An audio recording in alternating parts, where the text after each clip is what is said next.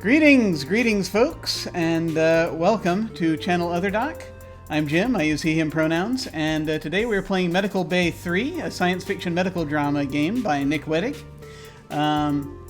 We're going to do this as character generation is kind of part of this thing, so we don't have our characters nailed down exactly yet. So we're just going to go around, say hi to everyone, and find out who they are and any favorite doctors from medical drama, or space doctors, or favorite space medical dramas, or favorite space dramas, or just something you don't hate.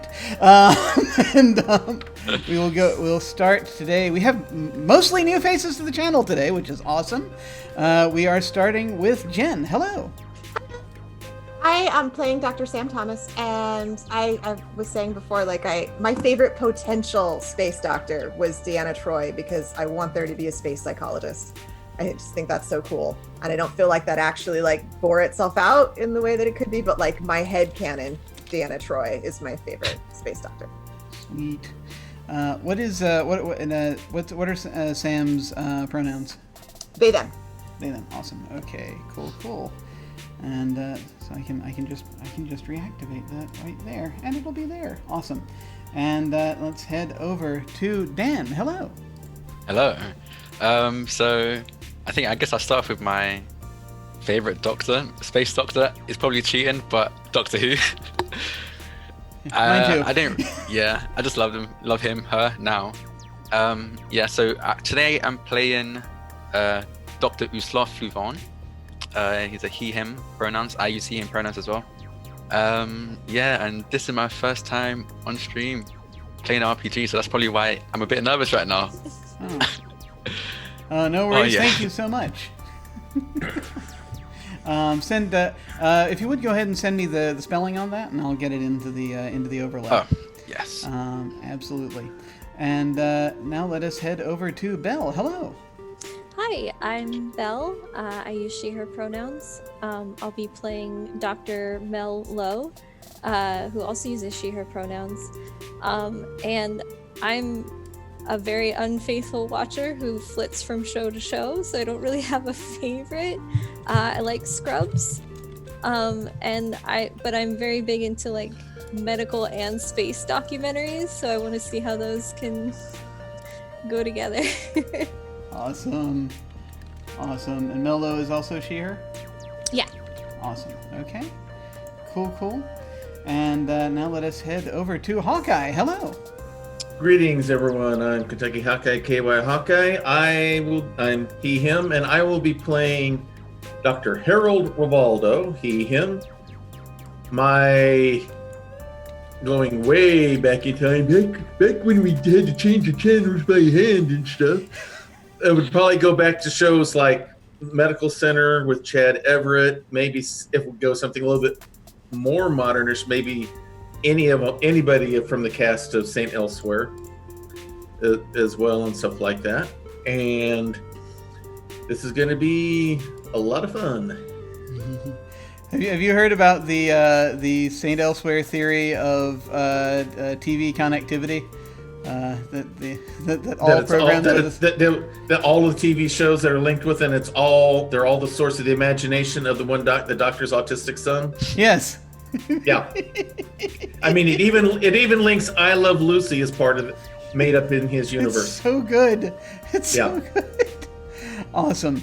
Let's see. And so go ahead and send me the spelling for spelling pronouns for your doctor, and I'll get that also on the overlay. Excellent. Okay. Before we get fully started here, just as a reminder to everybody, like we do with most games on this channel, we're going to be using the X card, the N card, and the O card. So if we hit something that's crossing a line for one of us, any of us can type an X in the Zoom video chat or anywhere else, or make an X symbol, and we'll back up and do something else. If something happens that we're okay having in the game, but we don't want a graphic description of it, we can type an N in the Zoom chat, and we'll fade to black on it or put it behind a veil. So it'll be there, but we won't go into detail. Finally, if we're exploring a topic or an area of roleplay that's particularly intense for us, but we want to keep going, we can put an O in the chat to let us know we're okay and that we're all good to keep piling on the drama. Something else we can do is put an O with a question mark after it if after it when we're moving into a difficult topic, or if we say or we do something and then think maybe it might be a little too much, then everyone else can respond to that again with an X and an or an O to let us know if we're still doing okay. Yes, I should have put Dr. GM. That's very correct, Sam. That would have worked out. That would have been perfect. But sadly, no, did not think to do that. You're the hospital administrator. You're not the doctor. Yeah, I'm not a doctor. I just play one on the internet. That's more power anyway. Be the administrator. I'm the other doctor. I'm the other doc. We don't want to know who that is. Anyway, go ahead and getting this all set up now. I think I should have everyone's names ready for me to send it over, and there we go. Okay. Now that we've got that set up, let's go ahead and start up our situation here. We kind of go through, we're going to be going through character creation and just kind of figuring out how this whole thing works. So, oh yes, I didn't say my, I did say my favorite space doctor is Doctor Who. One of my favorite Earth doctors is Doc Holliday, which means that I have absolutely no idea who I am at any given moment. So, the premise for this is that everyone is doctors on this thing that they call the sphere. I'm just going to read this thing out here. 4 years of pre-med, 4 years of medical school, 1 year of residency, years of professional experience back on Earth, and all the memory downloads about extraterrestrial culture have all taught you this. You don't know anything about what you're doing. Not here anyway. On the sphere, everything is weird and different. The sphere is one of the wonders of the galaxy, an enormous construct of unknown material, built centuries ago by an unknown race to draw power from the black hole V616 Monocerotis. Or Monoceratus, depending on which side of the room you're standing. No one knows what the sphere does with all the energy it draws from the whole, but sentient life forms have managed to siphon off some for their own use on the surface of the sphere. Now, sentient spacefaring races use it as a neutral territory, a place where sentients of all species can meet as equals and trade ideas and goods and negotiate contracts and treaties. The sphere swarms with more races than you can count, each stranger than the last. Each race with a major presence on the sphere handles its own medical care, but many races from further away have only a minor foothold on the sphere. For these races, they have to go to what doctors they can, which is where you come in. You're a doctor in Medical Bay 3, the insane ward, not the ward. I think they mean the ward where things go insane more than anything else. Medical Bays 1 and 2 are filled with humans from the human contingent to the sphere. Bay 3 handles all the non-humans that enter the human areas seeking medical assistance. And so each week you're treating some new species that you've never heard of. You have to figure out what is normal for this race, what is wrong with a specific patient, and how to treat them. Treating these patients is as much about being a detective as it is about being a doctor. You have to learn everything you can about every aspect of the patient's life to find the ultimate cause of their illness and how to treat it. You'll have to venture forth beyond the hospital into the sphere at large to get some of the answers if you want to save your dying patient. That's definitely an option there. All the doctors in Medical Bay 3 have to work together to get the mystery solved and the patient treated. Living 3,000 light years from home and working in a hospital for extraterrestrials is stressful, though, and that sometimes causes conflicts among the doctors. Can you keep your cool long enough to find the cause of the disease and treat the patient? Or will the infighting among the doctors lead to the unfortunate demise of an innocent sentient from beyond the stars? So, that's what we're going to find out. I love that the way that they set this up is basically it sort of leans into the idea of soap opera. Not sure if this is a Dyson sphere or not, as this goes. It says that we're on the surface of it, so I'm not sure if they mean the inside surface or the outside surface. It could be either, or perhaps both. We're not sure. We can make that up basically as we go along. But the first thing we're going to use is we're going to use our cards, the cards here, to figure out details about our characters. I'm going to be putting in the character names and everything into where folks are seeing them on the overlay so that you can see which stress tokens that you're going to have are yours and which cards are yours. I think I'm just going to put them in on the order they are on in the overlay, so we don't have to worry about who wants to grab upper right or anything like that. So Dr. Thomas will have the upper left, and Dr. Fluven will have the upper right, and so on. So I'm just putting that in. Dr. Lowe, and Dr. Robaldo. And I will do that also for some of the things down here once we get to them. Okay, so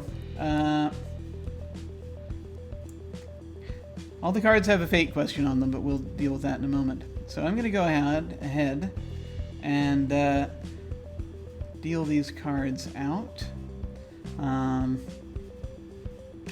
Yeah, I'm just going to put all of them out here. These are our positive personality traits.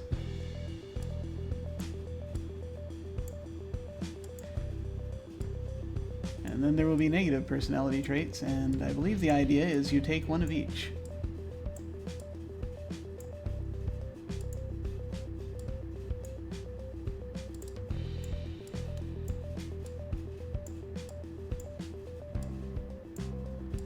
Did not make it wide enough. No. Okay. I love all of these, and I want to make all of these characters. These are awesome.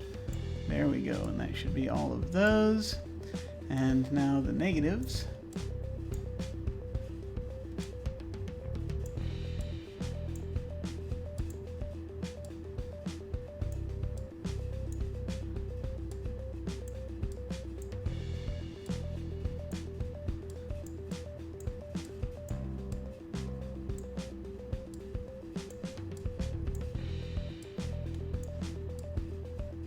Calling them negatives. I have not actually even read all of these, but here we go. Hospital administrator is a negative. All right. Yes. Nice. Okay. So, the way this works, Yeah, just like in real life. yeah, we're gonna go around and let in the order we've been going in, basically, and let folks, you choose one trait, and so we're gonna go around twice, and you're each gonna end up with a positive trait and a negative trait, so I'm gonna start with Dr. Thomas. Alrighty. What do you want? What card do you want to grab? So I pick one from the top. From either positive or negative. And then you pick the other one next time, basically. Oh, I want Dr. Jerk. I very much want Dr. Jerk. You have Dr. Jerk, all right.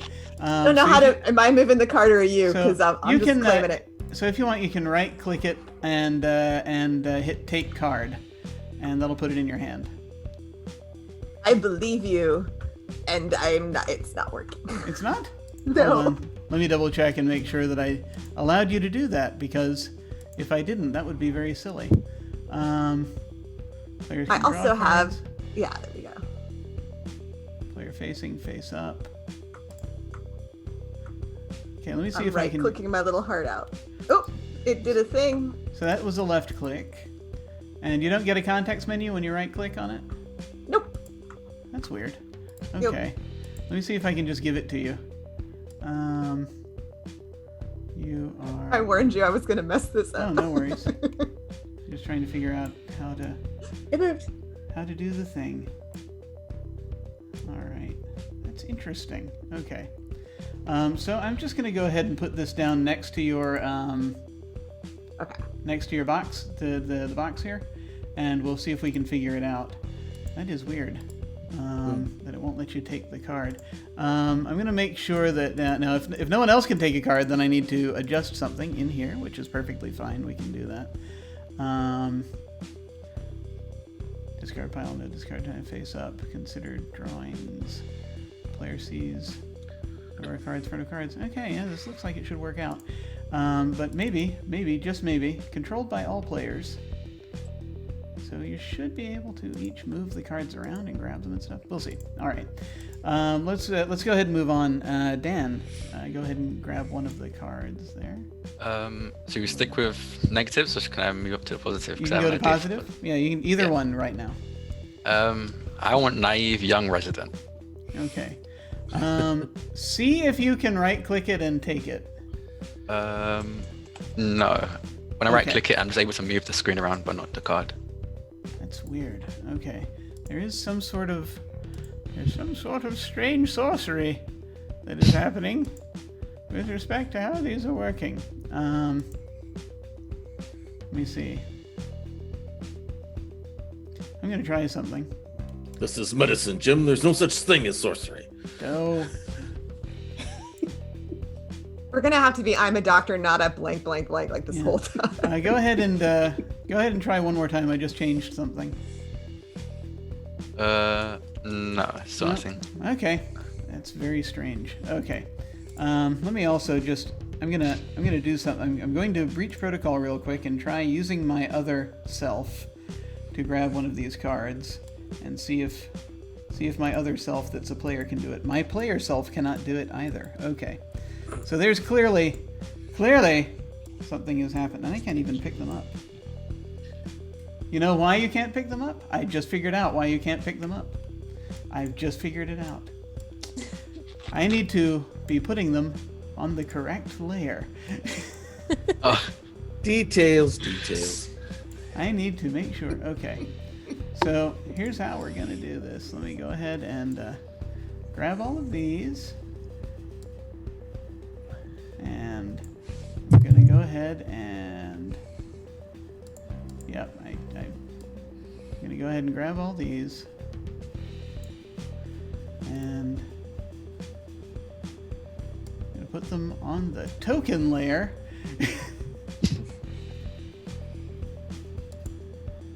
Now when I right click, I get the option to. Yeah, Yeah, that's so what it do I. is.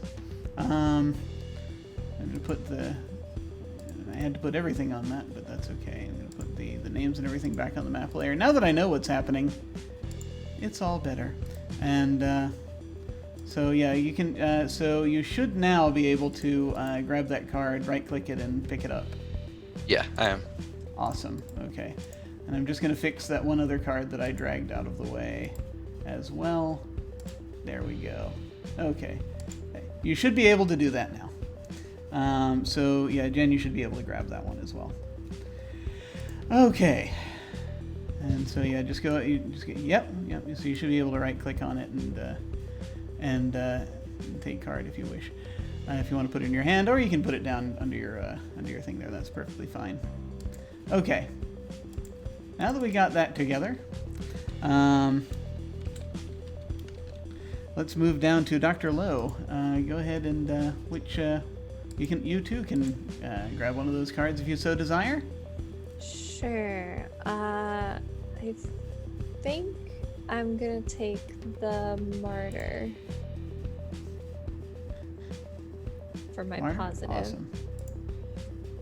Excellent.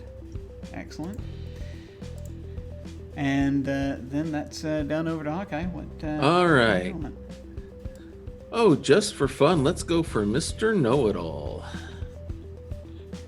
Nice. Excellent. Cool. All right. So now we go back. We go back around, and you get to go again. So Jen, you picked a negative last time, so now you get to pick a positive. Yeah, see, like, here's my character strategy is like I'm such a jerk to everyone, but because I'm the Eeyore and everyone knows how terrible my life has been, like that's how I get away with it. Oh my So god! I'm gonna take the Eeyore. Hell of a combo. Nice. Once again. So Dan, I think you picked a positive last time, right? Yeah, I did. Okay, so now you must pick a negative. I'm gonna go with I'm an alien myself. I think that kind of fits with my whole newbie vibe I got going on. Okay, Oh. cool. Take You cards. can, yeah. You just grab that. Awesome. And finally, so now we're over to Dr. Lowe. Did you take a positive or a negative last time? I took arguably a positive. I took the martyr. Did you take from the top row or the bottom row last time? It is positive, just arguably. That's fair. So now you have to grab one from the bottom row. Yes. I think I will be, let's see, sorry. Oh, no worries. I care too much, but I'm such a narcissist. Because I know best. I care the most, and I know best. Makes sense. Excellent. Very good. Okay. All right, okay. All right. Oh, we gotta make this combination happen. The reason I'm such a know-it-all is I'm an artificially augmented human. Perfect. Excellent. Okay. Now, if you would go ahead and make sure, just right-click any cards that you've picked up and make sure you put them in your hand, because I'm about to swipe away all the rest of these. So to put them in our hand, do we put them in our block then? Or? So right-click on it and hit Take Card. Okay. Oh, there we go. There we go. Awesome. Excellent. So I shall now sweep away. I shall recall all the other cards, the cards on the table.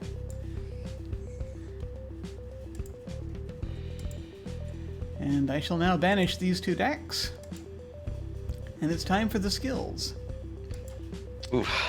So, this one is, they have a specific way of doing this that is, for time purposes, I'm just going to deal you out cards. Then you can then put down on the table, which let me actually show you the fixed table. There we go. You can put down on the table, the playing mat, the card that you want to keep, and then I'm going to recall all the rest and just deal you out fresh ones each round so that we can get it down to that. I'm not sure what the timing is going to be on this. I'm just going to go ahead and use the whole deck, but I have a feeling this is one of those games where you keep doing stuff until you run out of cards. I'm going to go ahead and shuffle this, and we're going to see what happens. So I'm going to deal to each of you. There are 30 cards in the deck. That means you should each get like 7.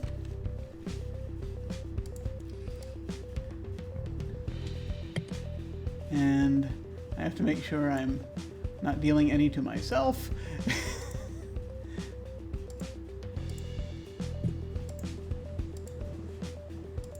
There we go. Let's see how that goes. Okay.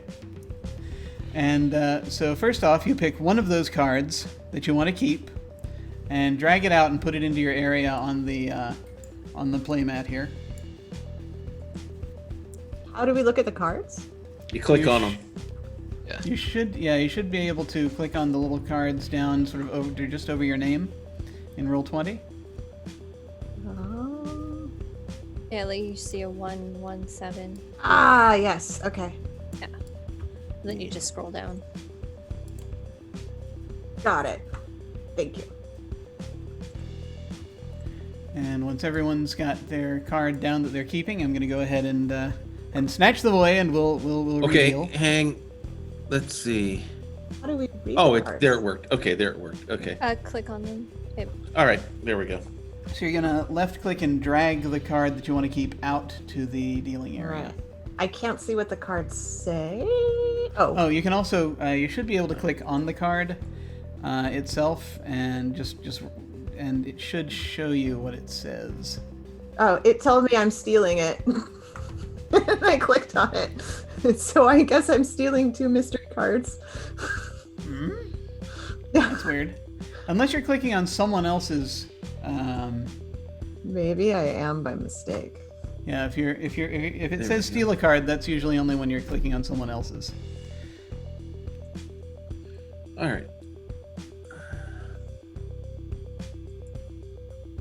Oh, there we go. I'm sorry if I stole someone's. I didn't mean to. Yeah, so it looks like Dan and Hawkeye both have cards in play. Did either of you not mean to do that? Oh, no. No, those are the ones I wanted. Okay, we're good. Yeah.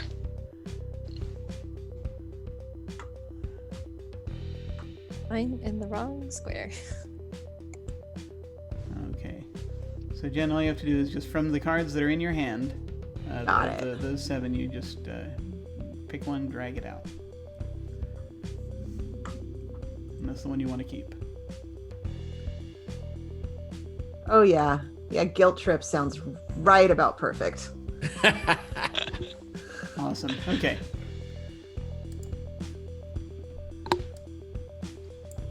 I think none of us picked like actual medical skills. Hey, I'm a skilled researcher. That's fair. I'm just good at detecting bullshit. I think that's pretty relevant. I can navigate bureaucracy. That is a medical Hey. skill. That is absolutely a medical skill. That is a highly desired medical skill. Uh-huh. Okay. Now you go again. I've gone ahead and redealt Okay. redealt them.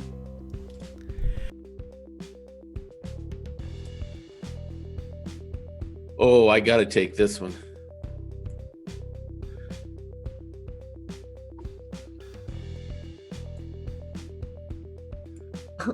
Interplanetary politics and gossip. Ooh, that's tempting. I kind of like the idea that I'm a giant jerk psychologist. So I'm going to take alien psychology.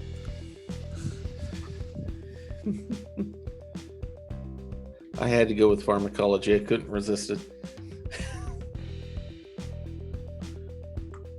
Drugs are my life.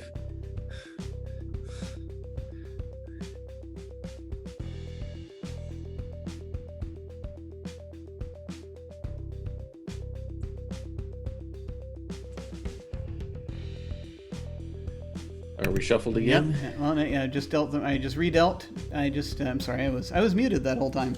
This is the third round of them. The cards you have in your hand now should be new ones, and so you can go ahead and some of them you've had before probably, but I just reshuffled them, and so once again you can drag one out that you want to keep. All right. Ooh, 2 tough choices here. I think I'll finally Yeah. pick something medically related.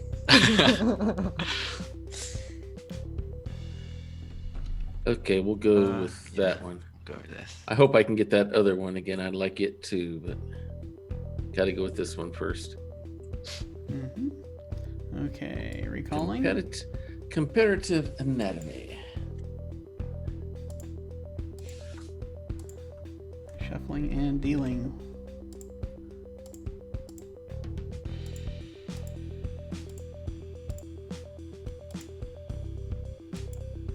Okay, once again, no choices to make.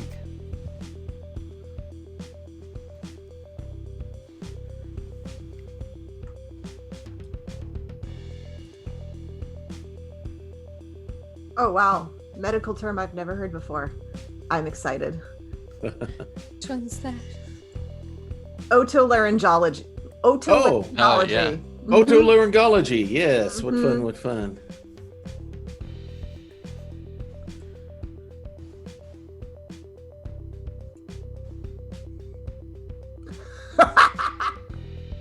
My fake card is, what medical procedure do you perform without having the fully informed consent of your patients? Oh my god. I'm so Oh, terrible. Yep. I am definitely the heel of this game. Yeah. That's the thing. Anytime that you do anything in a scene, then this means you're going to be answering. a informed question at the consent end was of it. so 2000. Hey, I I, know, mean, right? really, they can't even speak our language. We can't speak Oh my theirs. god. It's so bad. I'm playing like the worst version of my own profession. I feel like that's really the point. Go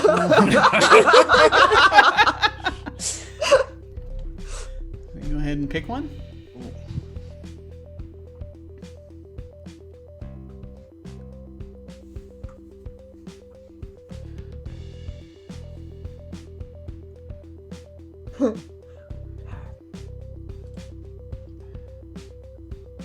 Oh my gosh. Okay.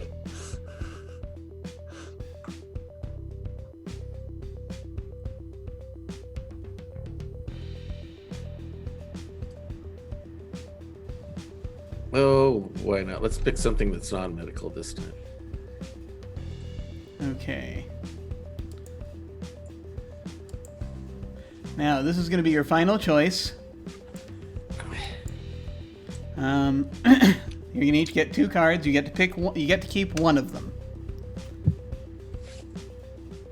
And so you drag out the one that you're going to want to keep in just a second. Sorry. Okay, here we go. You get to keep one of those 2 cards that I've just handed to each of you. Oh, that's an easy And choice. Whichever one you want to keep is you're going to be putting on the table in your area.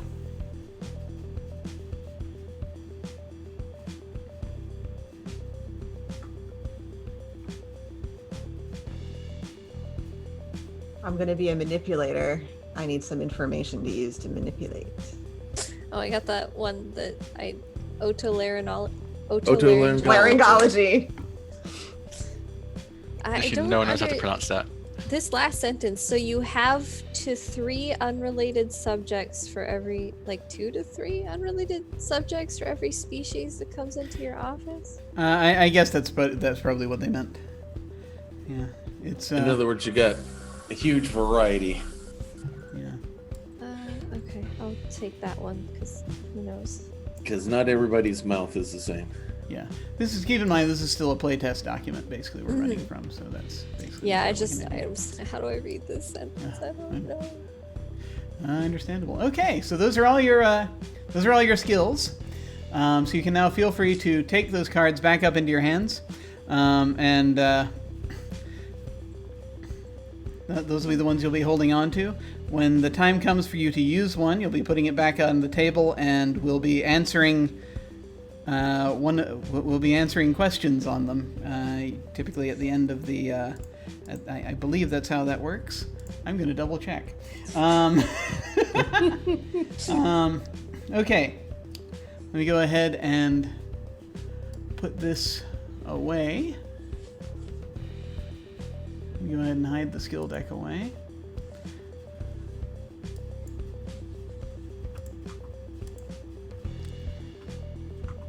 You are each going to get a card that says you are immortal.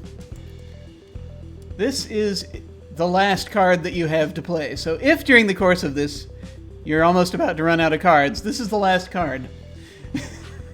I feel like as doctors, we might not actually believe that. This is possible. That's terrifying. Much about real doctors right now. Lazarus syndrome on steroids, huh? Well, I mean, God complex. Mm-hmm. Okay. And of course, you also each have a stress token already from the stress of working here. Each in your little boxes down there. Those will be accumulating. I thought it was Cthulhu currency or something. It's kind of like, yeah, I use that for a lot of things. So the way this begins is now you've got kind of a sense of the different aspects of your character. We get a sort of a little vignette, which if you have an idea, this will basically be as we're sort of kind of like if we were like opening a TV show and you were seeing your doctor doing something. A typical day on the sphere. What would you see them doing? And so we'll go ahead and go around, and you can let us know what your doctor looks like and what they seem to be. Anything they're doing as they're coming in that morning to work in Medical Bay 3. And I will start with Jen. Right. I am dashing and handsome. I have curly blonde hair that's almost like a halo around my face and bright green eyes. And I always wear a pressed shirt and a tie, but like a space tie. So it has like planet patterns on it. And my coat. And generally, like I like to talk to my patients if I can communicate with them, or I'll try to gesture or grunt or squeak as best I can to try to, get inside their heads and get them to take their pills and get them to exercise. Very muscular. I'm actually I do parkour in my free time and I won't shut up about it. Parkour and on CrossFit. So that's generally what I do. And I occasionally have opportunities to just take my coat off and show my short sleeves and my arms. That's Excellent. what you catch me doing. Delightful. Okay, we'll head around to Dan. How are we introduced to Dr. Uslav Fluvian? So, Uslav Fluvon. I'd say, so he's like very insect-like. He's very tall, lanky, probably has, I'd say, 4 arms. I think 4 arms is a nice amount. So he's got 4 arms. Very nervous looking all the time. Even when he knows what he's talking about, he just constantly looks nervous. But he knows what he's doing. I think he's pretty confident in his knowledge, but just doesn't know how to let that show. I think it might be because of his slim frame and everything.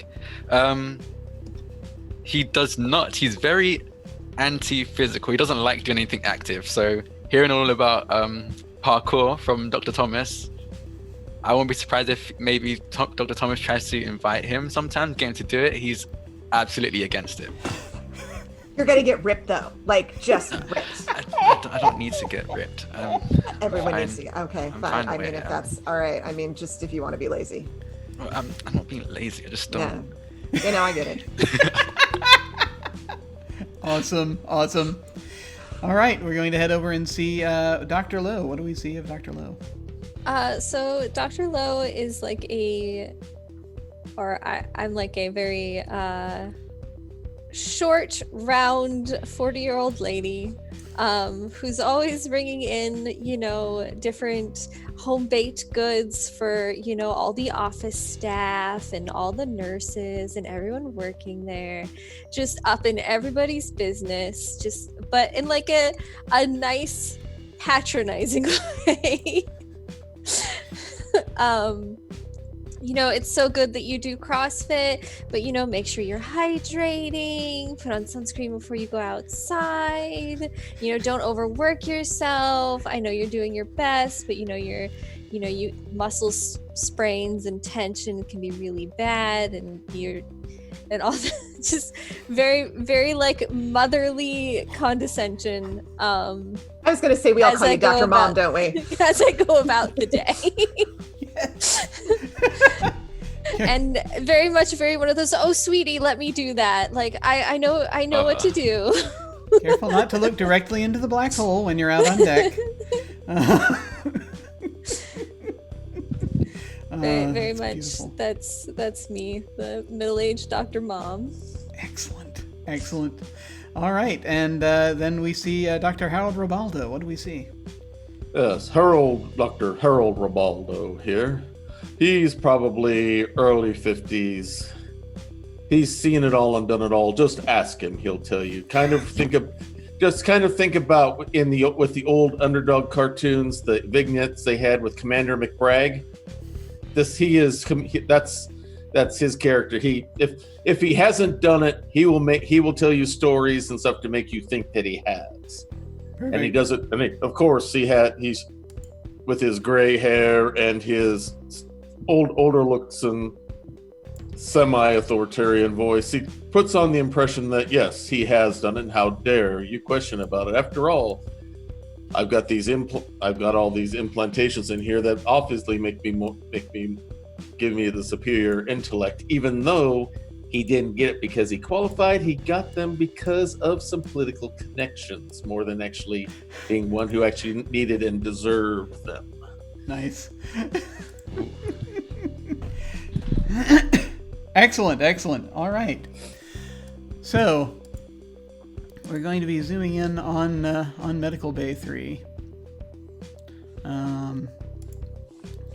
We go ahead and put the appropriate sounds behind us as we're coming in. Okay.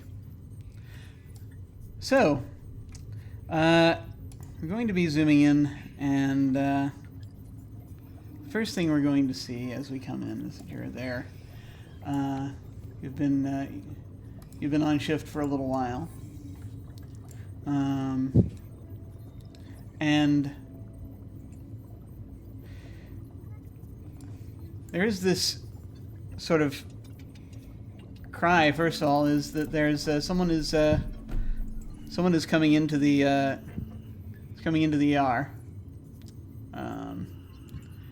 Just sort of this big sort of hulking type of being. It's got kind of I want to say kind of a reddish brown, very sort of crusty looking. Almost looks slightly crustacean like, not entirely. Just very big. It's going to come lumbering in, and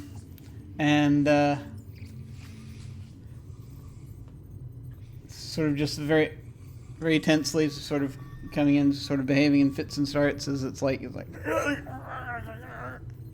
as it's coming around. It's saying something. We're not sure what it's saying. It's like, and so it seems to be sometimes it's like coming in, sort of it's been trying to sort of sit to wait, but it's like occasionally leaps up and starts speaking to nobody. It's very it's unusual. Has 2 arms, 2 legs, 2 eyes, and again sort of a rocky, sort of shell-like, somewhat exterior.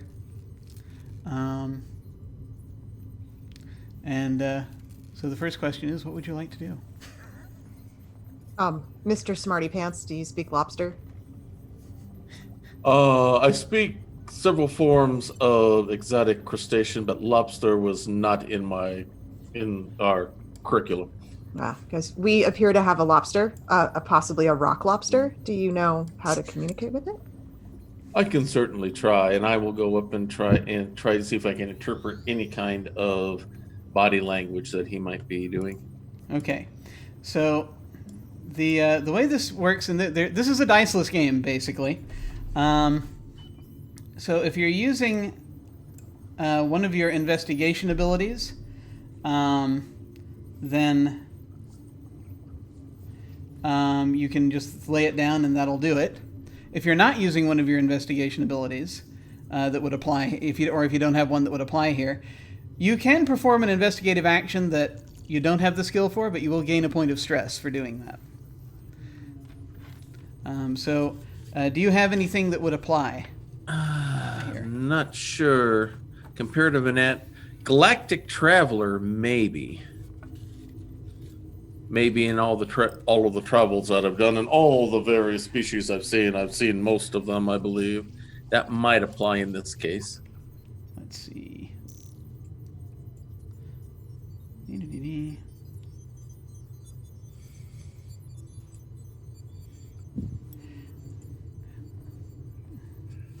Okay, let me look at the thingy. Sure. And because they were very specific. Okay. So, yes, you can use that. So you just go ahead and leave that there. You have 1 point of stress, so you're going to check that fate question. So that's something we're gonna be answering, possibly at the end of this scene, either in flashback or in a discussion of some kind.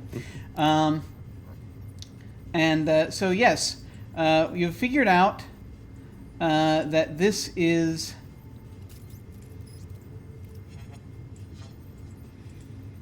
so this is actually this is a Fesnak.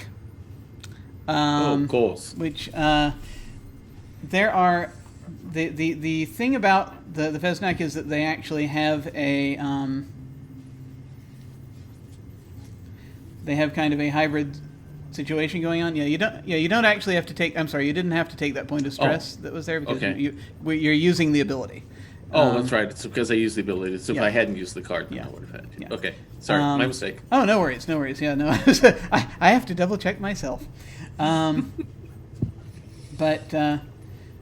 So it's a hybrid species, you think?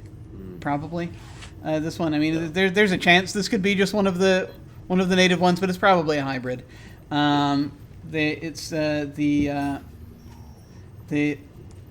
symbiotic creature that's inside is usually it's a bristleworm, because those are the ones that use Feznax as their carriers, and so from what you recall, it's basically they survive they're kind of more parasitic than anything else, but they survive on them, and the two share a single circulatory system.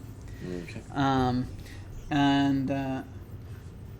So that's so you have determined what species they are, which means you can start to run to get their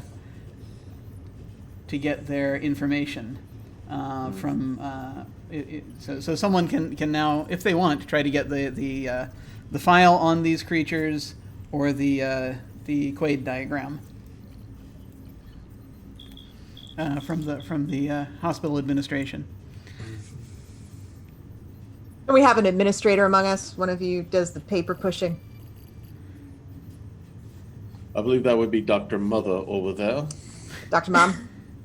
I don't do the paper pushing, hun. I can get it for you. If you just give me just a moment, okay? So then I would play my bureaucracy. Okay. I guess. So I can get information inside the databases, and I can, nudge middle managers to help me out. Awesome. Cool. So you go up to so you just basically go up to someone at a desk, and the sort of they just communicate with them, or you can even just go to your comm unit if you want, if there's like one on the wall, or if you have one. Just pull up Discord. Yeah, sort of ask them for their please send this information. Private Slack channel. Yeah, private Slack channel for. Hi, sweetheart. I hope you're enjoying the muffins I brought. Could you do me a favor? I really need the Feznac. What did you call it? A Quaid? Quaid diagram. Yeah. Quaid diagram. I really need the Feznac Quaid diagram. Any. Or any like hybrid Feznac diagrams, just anything you think would help me out. Thank you, hun. Awesome. XXOO. Beautiful. Delete that real quick, HR. Excellent. All right, so I'm now going to show you their Quaid diagram, and they're going to send the medical file up to you on that species. The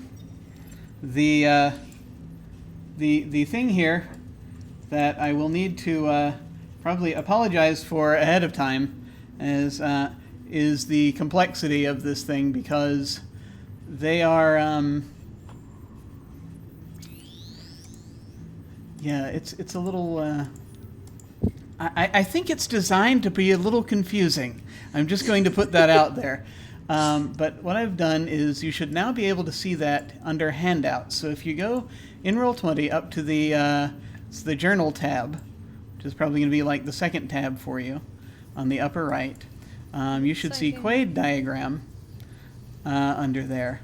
And the medical file, I'm going to go ahead and I'm going to send you. I'm going to let the audience now see the Quaid diagram, just so that they can share my pain. Wow, that is a thing. Wow. I've been over it for a good long time, but I think I understand it. It took a while for me to get it. Yeah. I definitely understand it completely without any problems at all. What I'm understanding is that the dots with no filling in it is the actual illness or disease, and the ones that are filled are the symptoms. And if all the symptoms are shown, I guess it technically means that that's the illness they have, whether they all connect to. Mm-hmm. That easily could be it. Yeah, that is. That looks it. like what it is. I'm going to send you. It's like think an you're odd. right. It's like a multi-flow chart. Yeah. I'm also sending you the medical file over in if you look in the Discord chat that we had set up, then that should be there, so you can take a look at that, and I will actually. I will read some of this out as you're kind of going in. You're kind of getting this information while this patient is just sort of sitting there wheezing.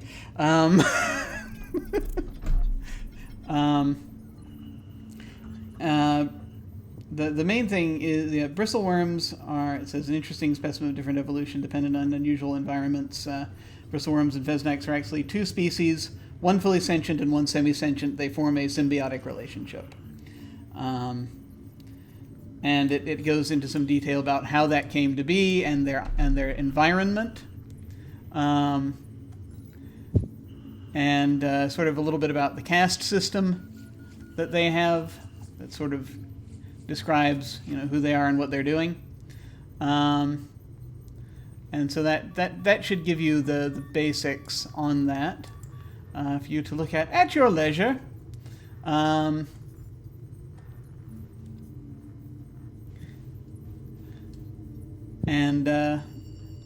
So that information is being sent your way. And in the meantime, what would you like to do as this is going on?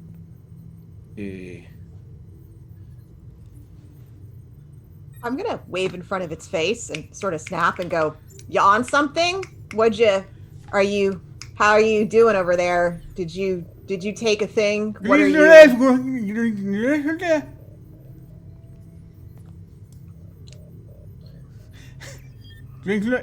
What? With my implants, do I have any kind of intergalactic translator or anything? You like might. that? You can, however. You can get the. Or is there a universal translator here? There is a translator if you configure it. So it's just basically a question of just getting the translator configured so that you can understand what they're saying. All right. Well, she tries to communicate that way. I'm going to try to get the translator synced. That shouldn't be too difficult. I don't think that's really necessarily, unless you. Well, let's see. Yeah, if you've got sort of a.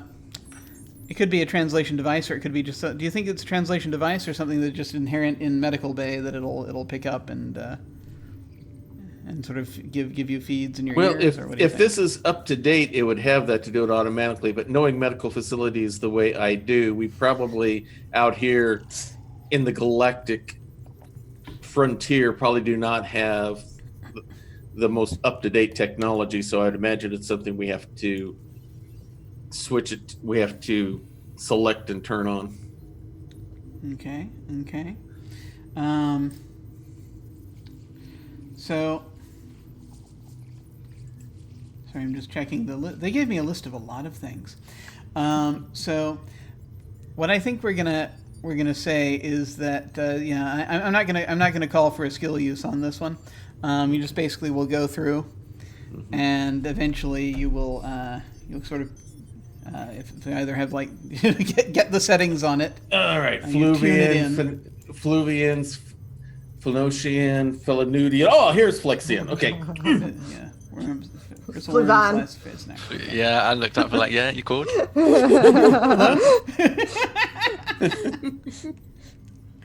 Awesome. Let me see. So, is it giving you? What is it saying? It's, just looking through the thing where it will tell me what it knows and what it will tell you.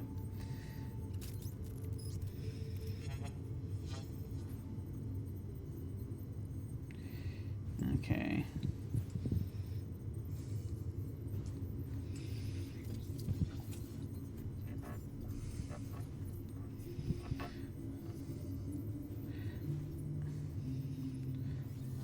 So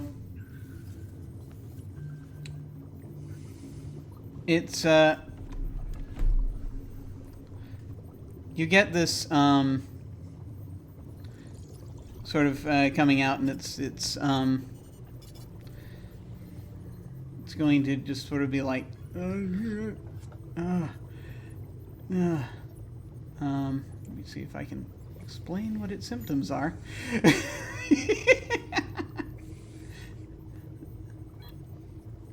It's we're sort of seeing Seeing things? Seeing things? Don't know what's happening. Hallucinatory symptoms. He's He appears to be hallucinating. Yeah. Have you been exposed to any cube fruit lately?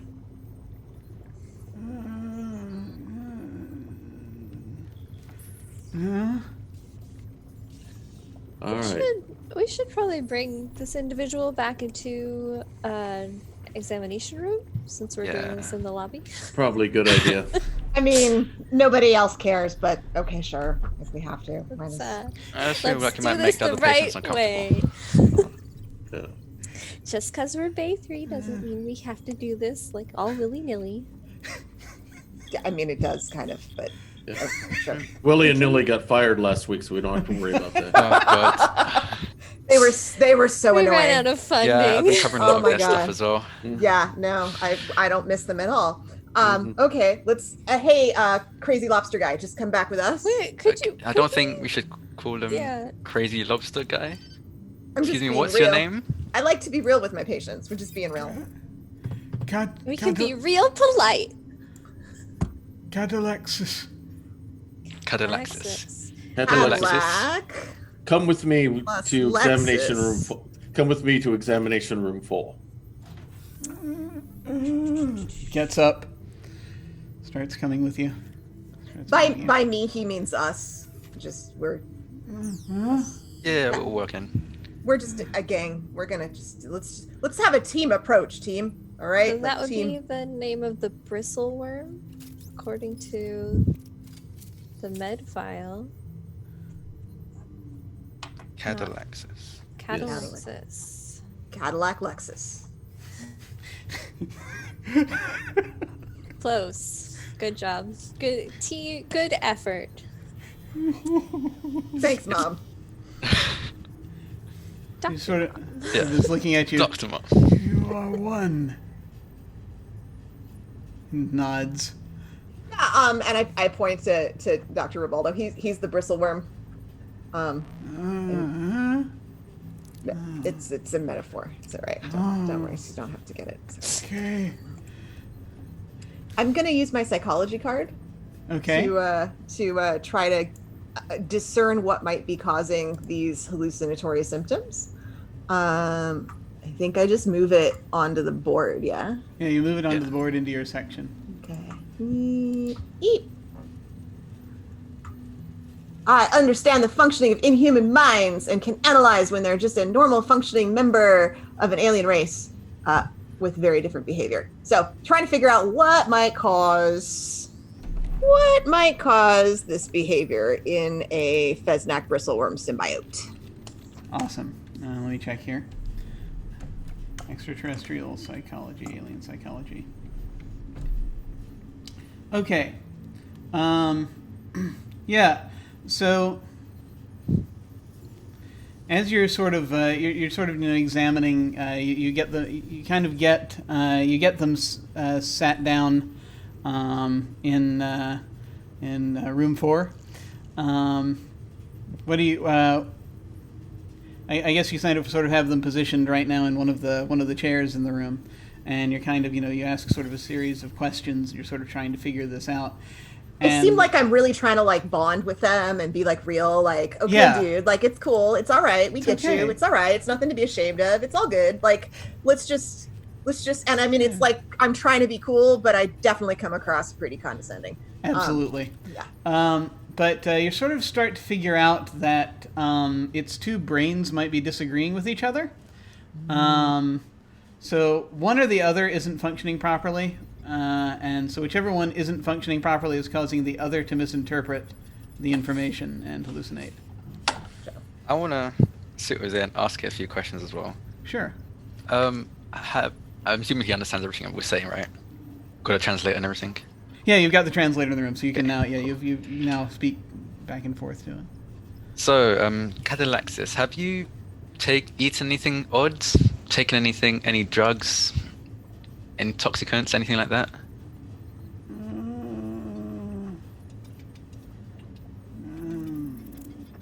No. No. I don't know if I might use it. I'm gonna see if they're lying with my bullshit detector. All right. Might as well. Because this does seem like something that might be some kind of drug-induced thing. So yeah, I'm gonna see if they're lying Okay. about this.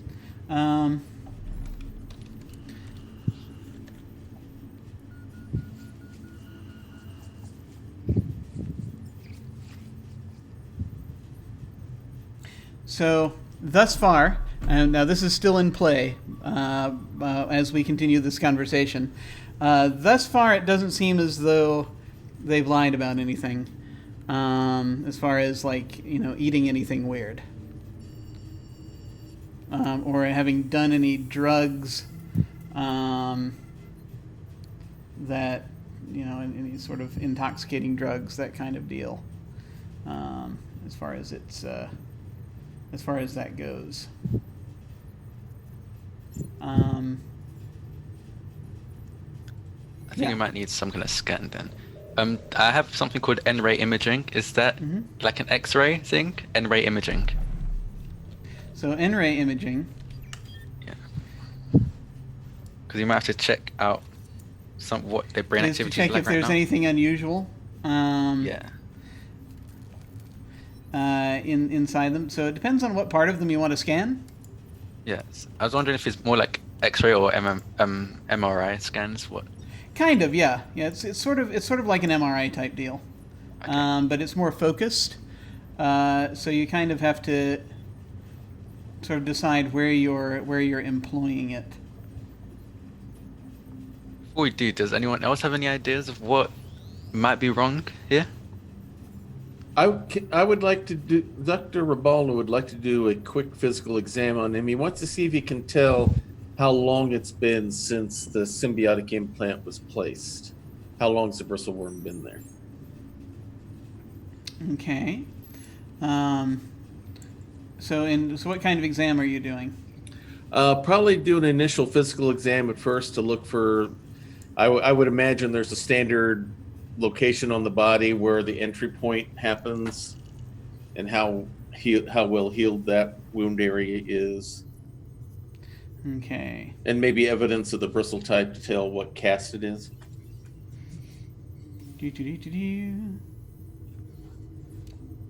One sec.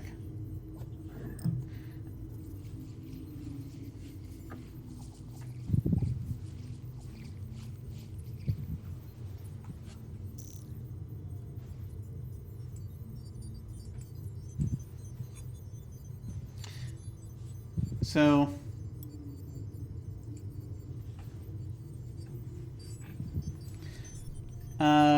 one of the things that you're aware of, just based on sort of a cursory examination, is that it's worker caste. It's the lowest caste.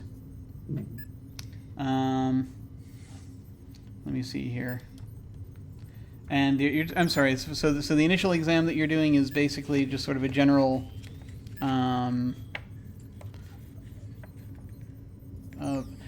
I missed the end of, or I missed the beginning part. Part of the beginning part is general physical exam, looking checking his body over for where the surgical entrance point or the right, or so if it's burrowing or that. something like that. Yeah, when that was done. Okay, good. Yeah. All right. I think that.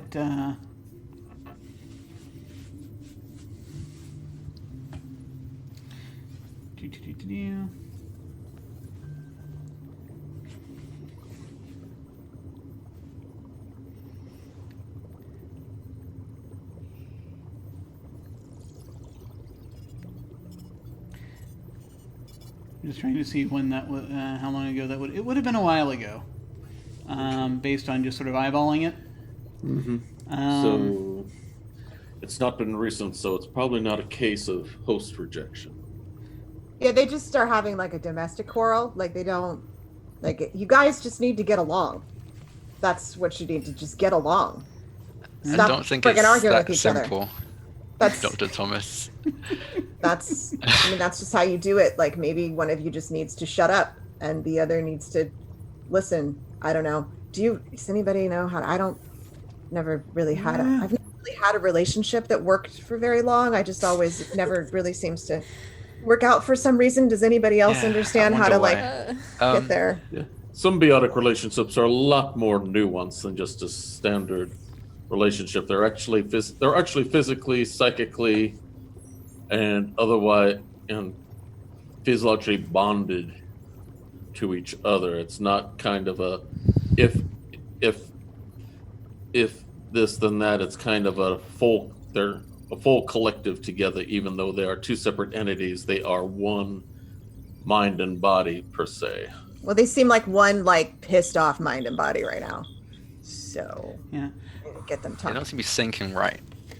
I think it might be. I'm still convinced that this has to do something that they maybe taken, even if they didn't realize they did. So I think maybe a blood test might be in order, just to completely confirm or deny the idea of some kind of chemical. Okay. Wouldn't be a bad idea. All right. Maybe there's a biochemical base to what's going on. Yeah. Maybe one of them's a druggie and the other one's sick of it. Possible.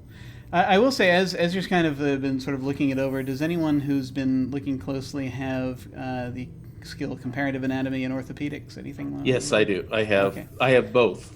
Okay. Of course, Dr. Smarty Pants does. Of Of course, you I've want got to? both. Do you want to Of make course, use I've got both. there would be an excuse for you to make use of one of those, either of those, in what you right. just did.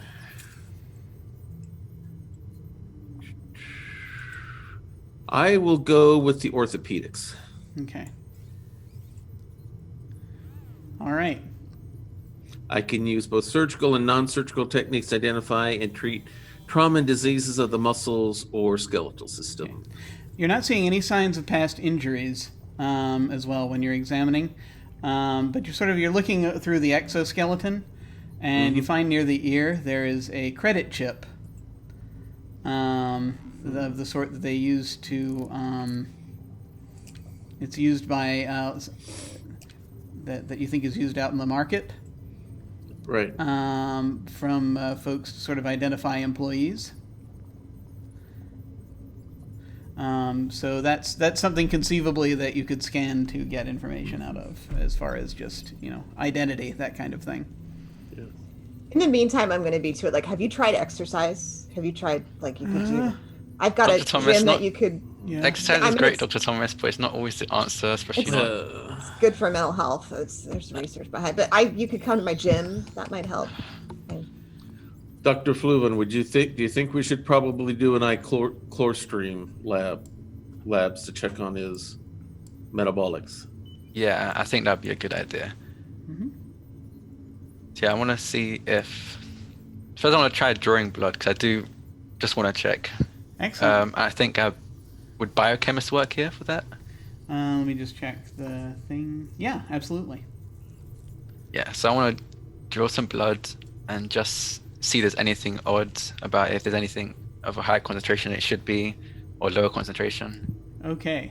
So as you are sort of getting in there, drawing blood, and so you draw the blood, and you're going to need to send it off to be tested, which won't take long, thankfully, because it's the future. Yeah. And sort of take it over. Yeah, the lab transport only takes half the time that does nowadays in our modern day, right? And so, which means we'll have the results back by a week from next Thursday. You should have the results back within the within like 20 minutes. I think what we're down to at this point. While that's happening though, real quick, and there's a moment while we're waiting for those results. I would like to pan out and knock out some of these fate questions, So let's see, who shall we pick on first? I think one of the people with two cards needs to be picked on first. So I think we're going to start with one of these two questions. You can pick which one you want to answer, and give us a scene. Tell us what we see happening in your flashback, or if you talk to someone about it, you could talk to someone about it. But so this is like a side scene.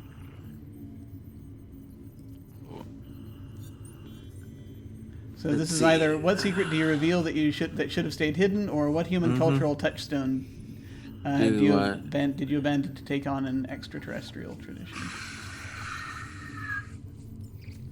This could be a thing that's happening now, or a thing that happened in the past. And feel free to frame this however you like. All right.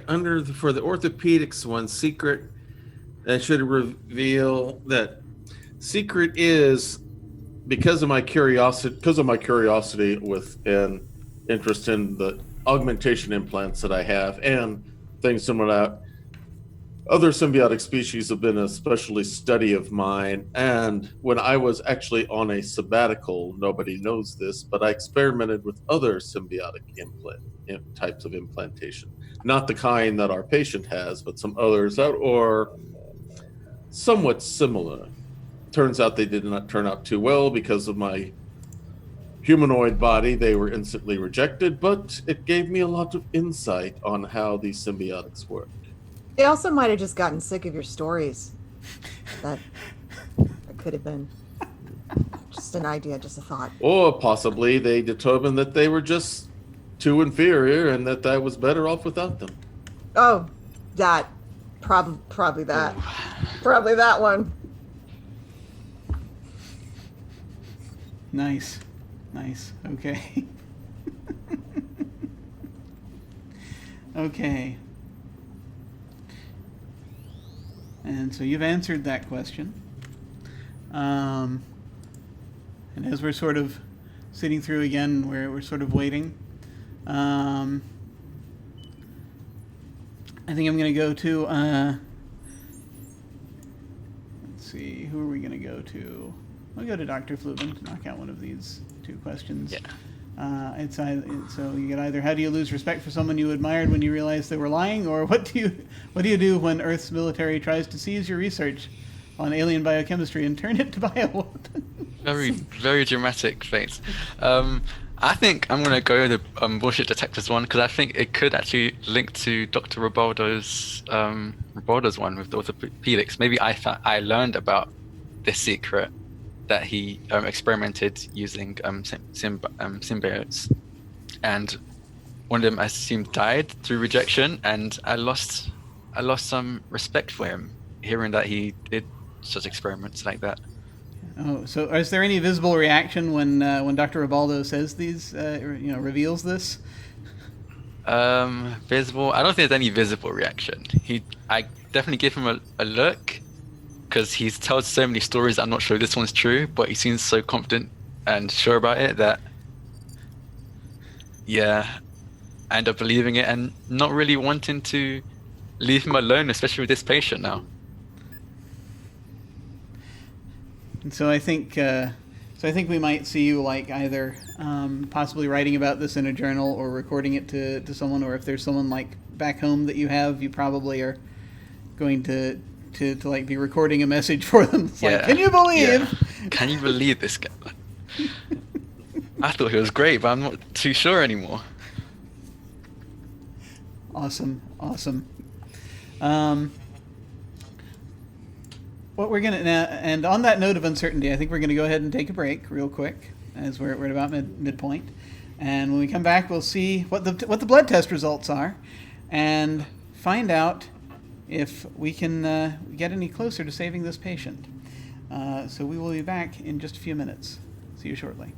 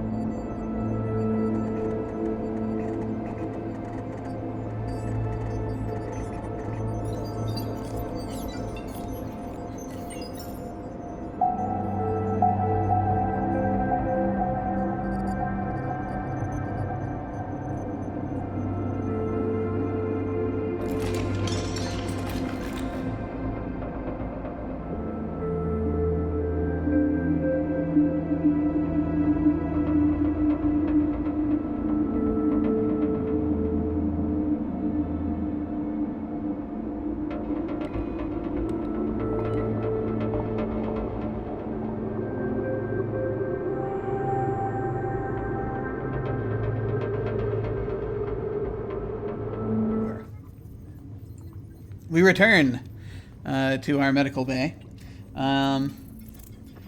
Is there anything else anyone has been kind of talking to the patient or asking them about or anything like that? Just in general? I would ask, like, does he work? What type of job does he have? What does he do? Because again, if this is chemical, it might be exposure to, depending on what job he does. Yeah.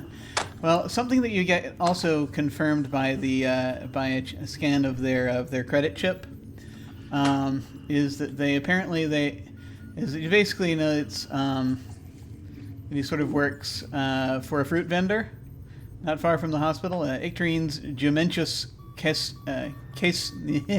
Watch me try to pronounce words. Castuary. Icterine's Jumentous Castuary. Oporopolist. Would I know anything about that? It's a fruit seller not far from the hospital. Yeah, they you've seen them. That is a they get a wide variety of various alien fruits and fruit-like objects in. It's a fruit stand. That Icterine imports fruit items from across the galaxy to sell people. Some people want to taste different types of fruits. basically. Like maybe that fruit that they're not supposed to be eating. Oh god, Exactly. I've been say it's part also- of my suspicions. Yeah, I I'm was. also. I just want to ask them what they're arguing about. You and your brain. I mean, your two brains. You're not getting along. What's the problem? And how long? Dr. Thomas, I don't think they're literally arguing. May Pretty just sure if be that a- was all, they probably wouldn't be here. We were angry. Yeah. About what? Don't know. Just angry.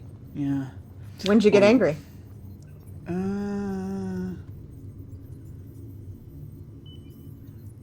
Let me see if I can check the timeline here.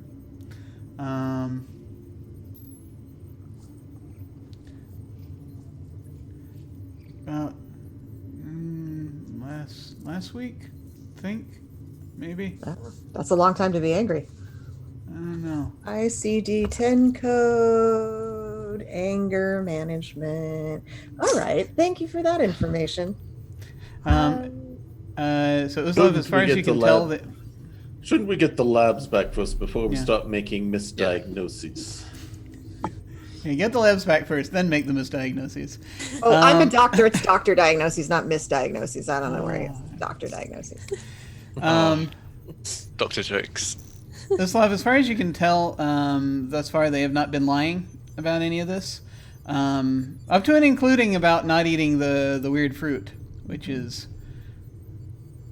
unusual because you would think that the fruit would kind of be one of the main. The species can't handle it, and they might.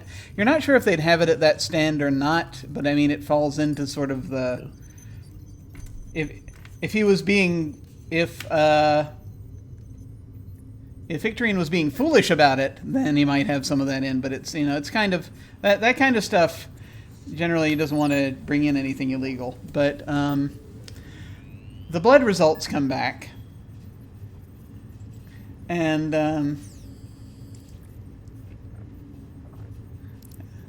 let me see, biochemistry, and you get the reports show up on your pads here, and the Z cell counts appear to be normal. There seems to be a lot of iron sulfide in the blood. Ding, ding, ding, ding, ding. Oh. Probably probably contamination from the implant. Something may have broken off. The chip in his head. Maybe. Yep. Rosie's got- ICD-10 code, chip in the head. Right. Okay. Can I try my, I guess my scientific dabbler, to, I don't know, maybe I watched a documentary or a YouTube about these chips and Space tube. Space tube. Space tube. tube, sorry. Of YouTube. A space tube about these chips and any sort of like, I don't know, scandals that might have happened where if they were poisoning people or causing, what does this say? Fractal nanoparasites. Exactly. I don't think it'll be fractal nanoparasites because they said the Could be Z just- cell count is normal. Oh, the Z cell count was fine? Yeah. Okay. Yeah. So I think Dr. Robaldo is onto something about metal objects. It might be the implant. So what I will give you for that for playing Scientific Dabbler is you do know a little bit about how those implants are constructed, and it shouldn't be. Those implants shouldn't have that in it. It shouldn't have iron. It shouldn't be producing iron sulfide. Okay. So we can. Now you would think that an implant might do that if it were the wrong kind, but usually the chips are usually like they're made with like plastics, pretty much entirely. So it shouldn't be that. Okay. So I can just who was examining it? I think I was the one who saw the chip, right? Okay. Yeah, it's Rivaldo just saw me. the chip, and I think. Well, I mean, you've all been kind of around talking Yeah. to him, but So we can rule out the chip as a problem. I think the next step should be a scan. Yes, I agree. It's definitely some kind of metal object. So I think we should put him under N-ray scan and see what we can see. It's good. I don't have that. Oh, I do. Sorry. Oh. Yeah, I had that. N-ray imaging. okay. So you're going to construct a 3D image of the patient, see what's going on inside. This is basically kind of like sort of in the standard that they've done in a lot of Disney-owned films now, where you basically can pull up a hologram of this person and move around inside and enlarge and reduce. This is great because I have 4 arms. So I can use Yes. all 4 of my arms to do this. Do your best, Tony Stark. Exactly. Can you get a good zoom in on the brain? Wanna Yeah, I'm look at gonna the brains, zoom both of in, Which them? one? see what Yeah. happens. Yeah, Which both one? of them. I'll look at both of them, and then Okay. check out secondary gizzard as well. Okay. You're checking the brains. Specifically, nothing unusual in either brain that you can see. I mean, they're symbiotically connected. Yeah. But nothing in the brains specifically. How about the gizzard? It has gizzard, right? Is that it? Yeah. Yeah. Yeah. Gizzard.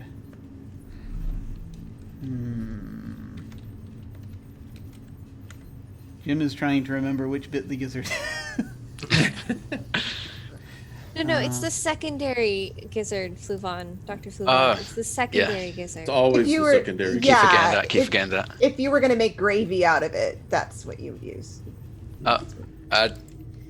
Wait, hold on. You go to the tush. You Oh, go I'm to making- the tush.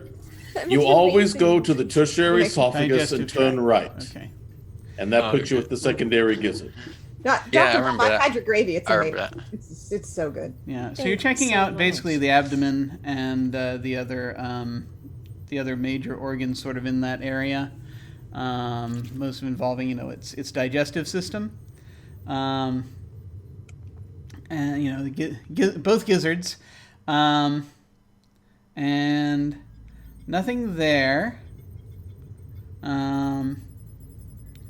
So nothing in those particular that group of organs in either body, but you obviously you can see the worm and you can see the Vesnac. Dr. Fluvon, can we look Yeah. at the lungs, or what passes for lungs, Yeah, sure. on the Fesnac? I'll just zoom in into the lung area. Okay. Are they breathing steadily? So let me see here. Here we go. Now we can read. Just got to check a couple of things here real quick. Hey.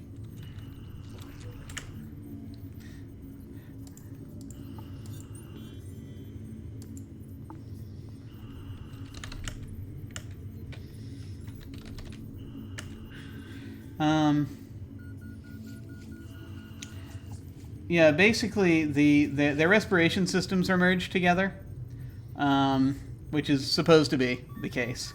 So both the Fesnac and the bristleworm are breathing in the bristleworm breathes in the exhalations of the Fesnac and vice versa.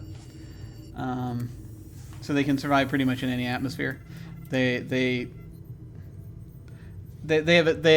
were kind of that's part of the reasons why the species ended up bonding with each other in the first place.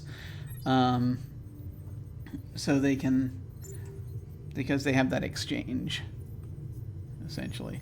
But the breathing system seems to be working okay. There is a certain degree of just heightened, having a little trouble, but it's more of a... There's nothing actually actively blocking the breathing apparatus. But the cycle is a bit abnormal. Only in that it's you think as a reaction to, it could be as a just, well, not, let me try to Like figure when you're this mad, out. you breathe kind of shallow. Yeah. Okay, so not feeling like the cycle is breaking down. No, the not as such, but I mean, it's like the bristleworm seems to be more and more sort of losing consciousness. The bristleworm is in a much worse. When you sort of are looking at the brain, some of the brain, you can't really see the brain activity exactly with this kind of scanner, but from what you're able to determine, the bristleworm is is the one that's fading more than the Fesnac is right now.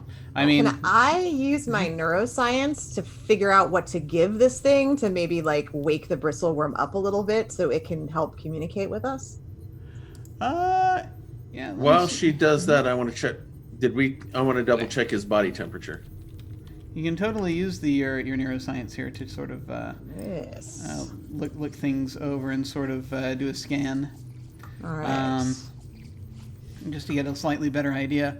And I'm sorry, Dr. Ribaldo, what are you doing while this is going on? What's his temp? Temperature that I have. Or I will have as soon as I get to the right page. The temperature.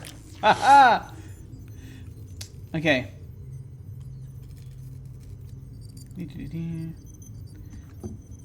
Mentions hallucinations. Okay.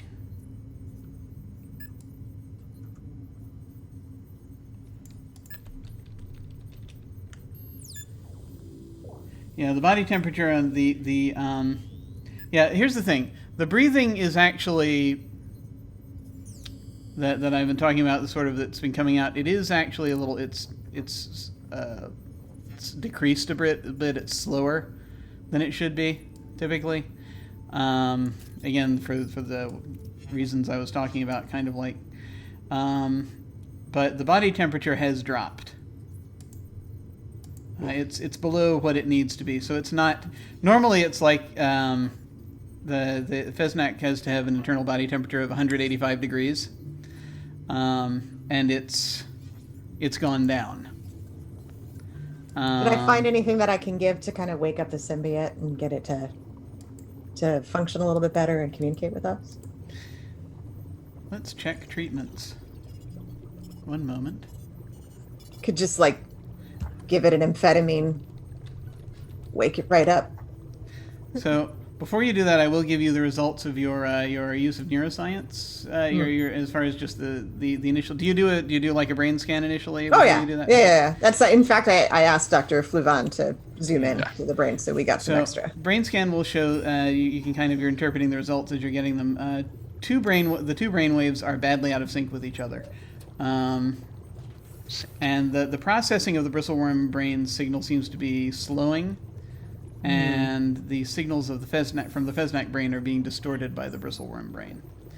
Let me flip over to treatment and see about what kind of awesome things happen when you give them a stimulant.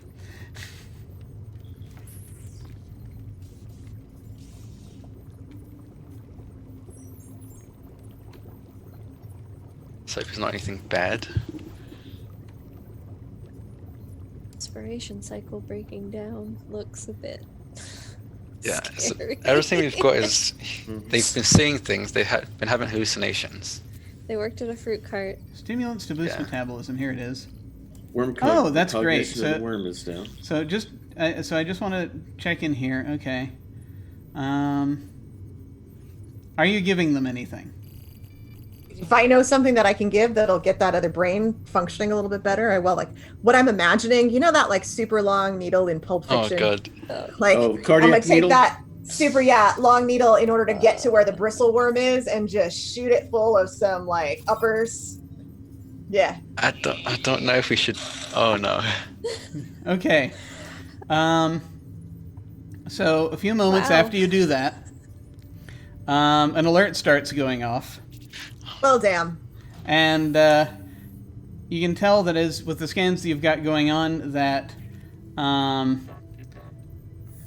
the respiration is starting to fail a bit more. The breathing is now getting very labored. Body temperature is dropping faster.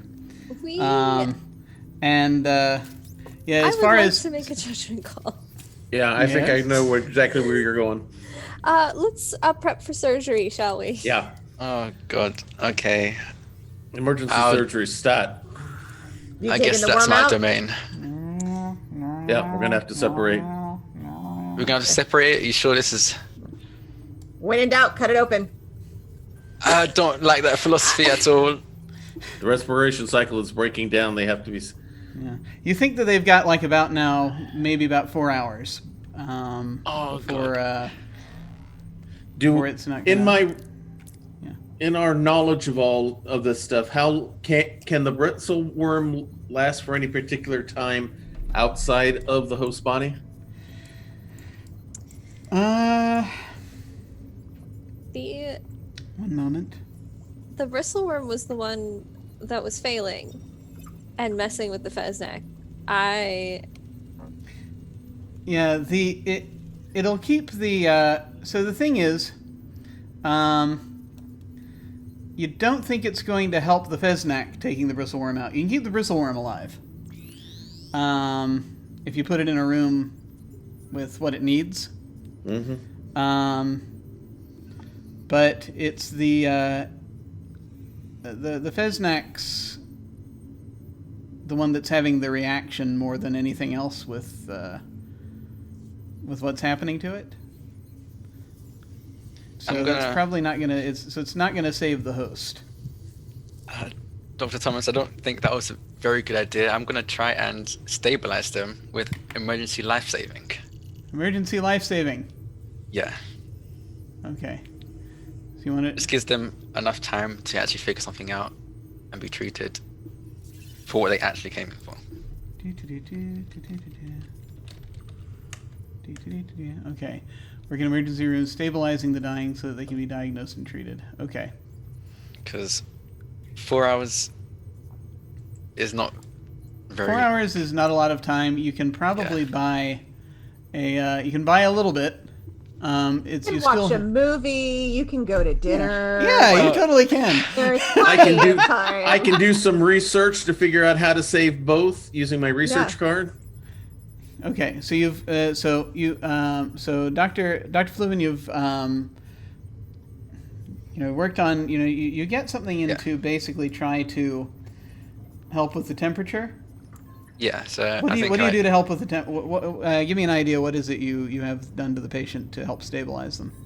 So, of course, I'm going to be talking to them, trying to keep them calm while I maybe inject them with something that I know will calm everything down at least a bit. Give them plenty of water afterwards as well, or whatever their equivalent of water is, because I'm not. It might be toxic to them. I don't know. Mango juice. Mango juice. Mango juice, yeah. Yeah. Can Dr. Fluvan and I work in like tandem? Because I have bedside manner. Ooh. Yeah. What does that do? It just calms them down. Okay, yeah, So that's like an emotional calm down, to help relax them while you do like the chemical calm down. Yeah. Yeah, you can Because totally they do just that. went to the doctors and ended up worse than they came in. So, So I feel like you it's. That's do not manage. uncommon. That is not as uncommon as you think. Dr. Sam. So they're falling in and out of consciousness, and when they're conscious, you're kind of talking them down, keeping them calm. Right. Uslav, what you've done is you sort of given them some things to try to keep the body temperature up, as well. So that's part of that. What an injection would have been, and then and you sort of this fruit juice that you know is safe, but basically keeping them kind of circulating. You can do that for a little while. You've probably bought a few more hours, but it's going to be a little touch and go till you can figure this out. So I see research is happening. Yes. Certainly, with all of my experience and knowledge, I should know where to go to be able to find what we can do to save this poor creature. Okay.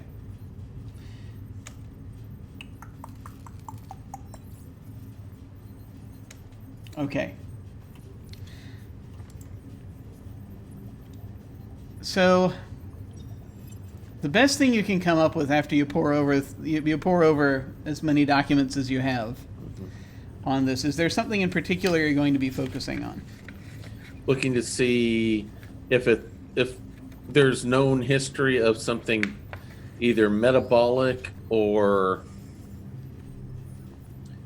some sort of biological trigger that would cause that would cause this cycle of events to happen. Okay. You're going over your research. Think about this. That's going to take you a little time. While this is happening, I want to go over to Dr. Thomas for a moment. Yes, And as we're sort of figuring these things out, and they're doing things that are going to take a little while, and they've got the patient crowded, we're going to have a little side venture here while we look at one of your fate questions. Yes. And pick a fate question. Okay, so I'm going to talk about the mental illness that I'm hiding from everybody. While they're doing this, they might notice that, like, I pull a little flask out of the inside of my coat and take a little nip. And if they were to follow me home each night, they would see that I go home and I drink a bottle and a half of wine, and I put on sad opera music, and I stare at pictures of myself with my love, because I was in love with a bristleworm lady. And there are pictures of us outside of, like, the space version of the Eiffel Tower, and traveling, to various, like, beautiful places in the universe. And I was in love with her, but she chose to bond with a different creature, and so my heart is broken, and I am depressed, and I'm drinking to cover up and so I'm just drunk off my gourd every time I'm here at work. So you knew what this creature was beforehand. You didn't need me to tell you what it was. Well, I'm hoping that it's not my long lost love, but I mean it might So, be her. And yeah. You're this person that you were with, and they chose to bond. What do you happen to know what social caste they were? Were they because they have, like, these 3 tiers? Oh, right? Yes. Actually, they were highly educated and skilled, and very. I mean, I would only really be interested in someone who's like a high social caste. That's really. Of course, yeah. Cool. The thing they lamented. Of course. One thing they also ran marathons. They were really into fitness. Okay, no, that's cool. That's good. Yeah. The thing that they lamented, and something that kind of I think contributed to your breakup some, that you're remembering, is that the one thing they could not share with you, and that they could not share with anyone other than someone of their own species, was what they called the inner language. The outer language anyone can hear because you speak it through your host. The inner language is for communication among bristleworms. And it's very... Only the higher castes can speak it. They're the only ones equipped to, physically. And it's something that they kind of got the sense that you would never truly be able to get them because you couldn't hear them sing. I'm actually, like, really sad right now. There was just this beautiful part of her life, and I could never touch it or tap into it, and it really just reminded me of how lonely I've been my whole life, parentless and never really having a relationship that worked out, and she always said I didn't really hear her. So yeah, that's why I drink to drown my sorrows. It was literal. Damn. You think you can assert? No, okay. Your life is so hard. It's just been. I think, and as we're as we're also looking in on this and waiting to try to uncover more information, I would like to ask Dr. Lowe to share with us. Sure. What one of your what fate did I have? questions. Pick a fate. Mm-hmm. Sure. What do I have to do to get rid of the hypochondriac patient clogging up your hospital ward? I introduced them to an essential oils MLM. Oh, Now they're really into crystals. oh no. So that explains all of these messages I've been getting on Facebook about essential oils. Yeah. Yeah.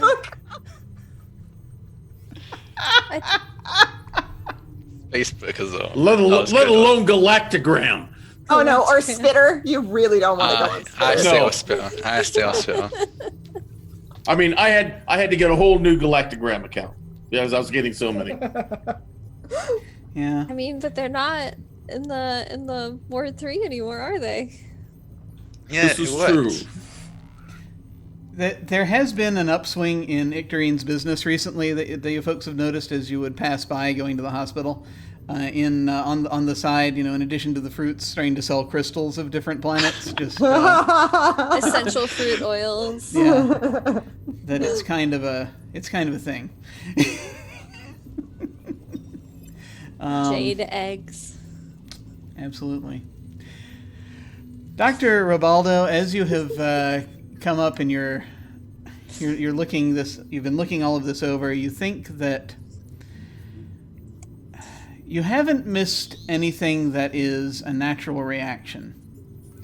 The only thing, and now iron sulfide should not be in the blood. You think that it's got, Not that at all. that there is something. There's some salt. There's something foreign that's got to be in there somewhere that is causing that is releasing into the Fesnex bloodstream somehow.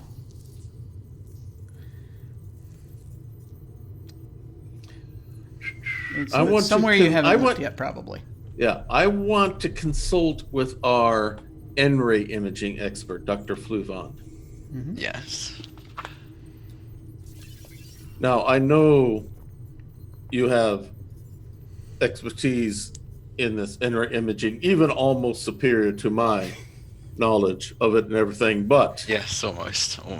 are there any specific scans we can do to look for organic chemicals like iron or such so we can try to find where this iron sulfide is coming from inside this patient? Because iron sulfide does not naturally occur in these creatures. Yeah, it definitely does not. I don't think we can scan to find any source of it.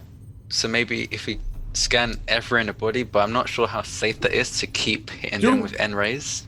Do we have any of those old-fangled magnetic resonance imaging machines back from those barbaric days in the 2000s where it used magnetism to look for things inside the bodies?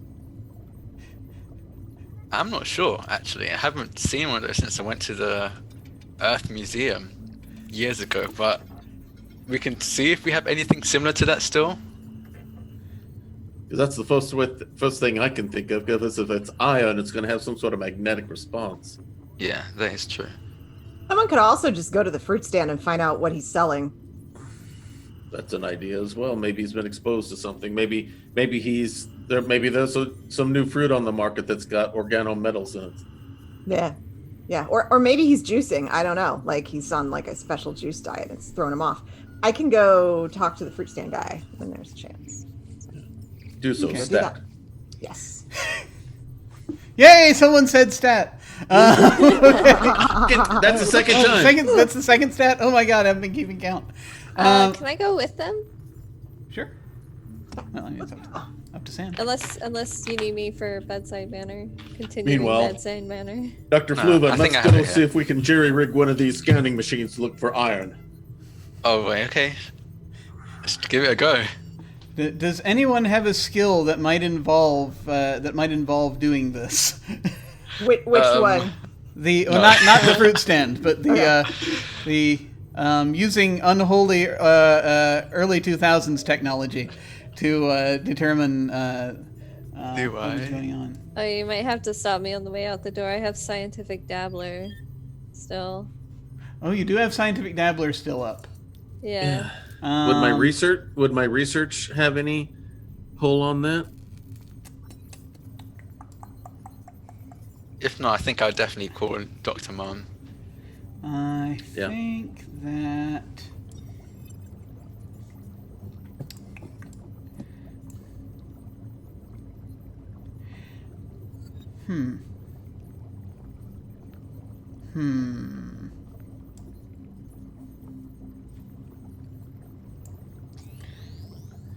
Possibly.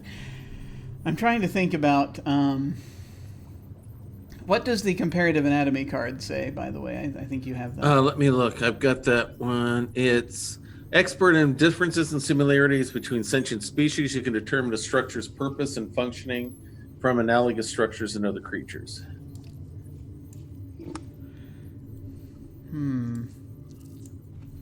Yeah, it's kind of a roundabout thing.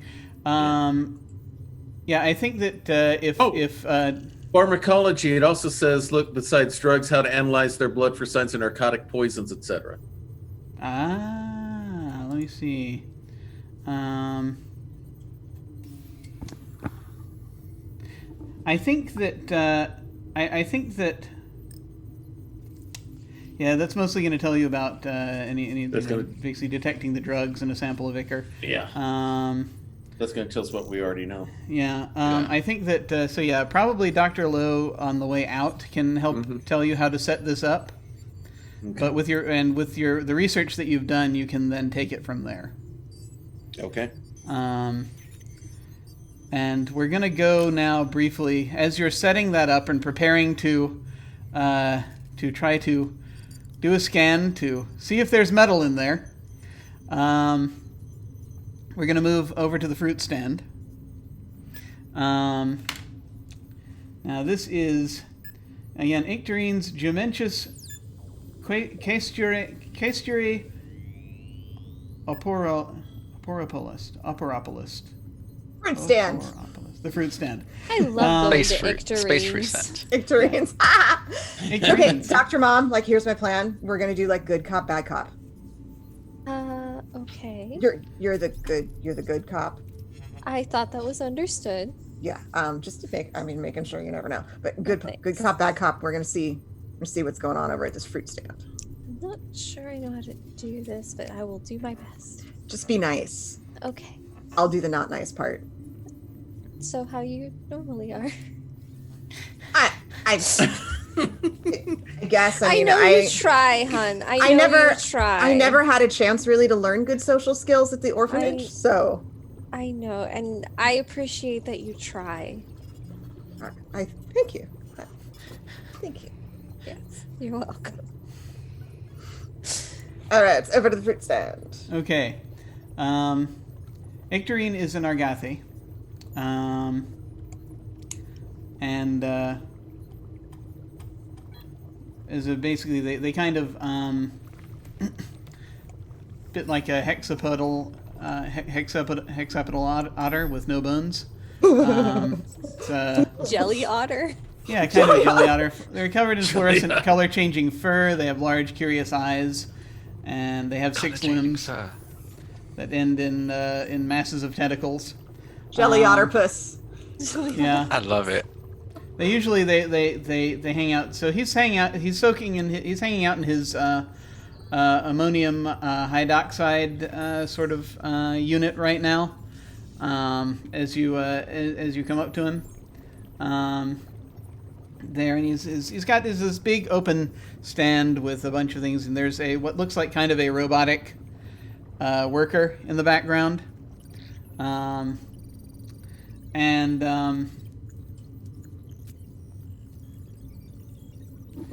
he's just sort of sitting there, kind of chomping on a space cigar as you come up, and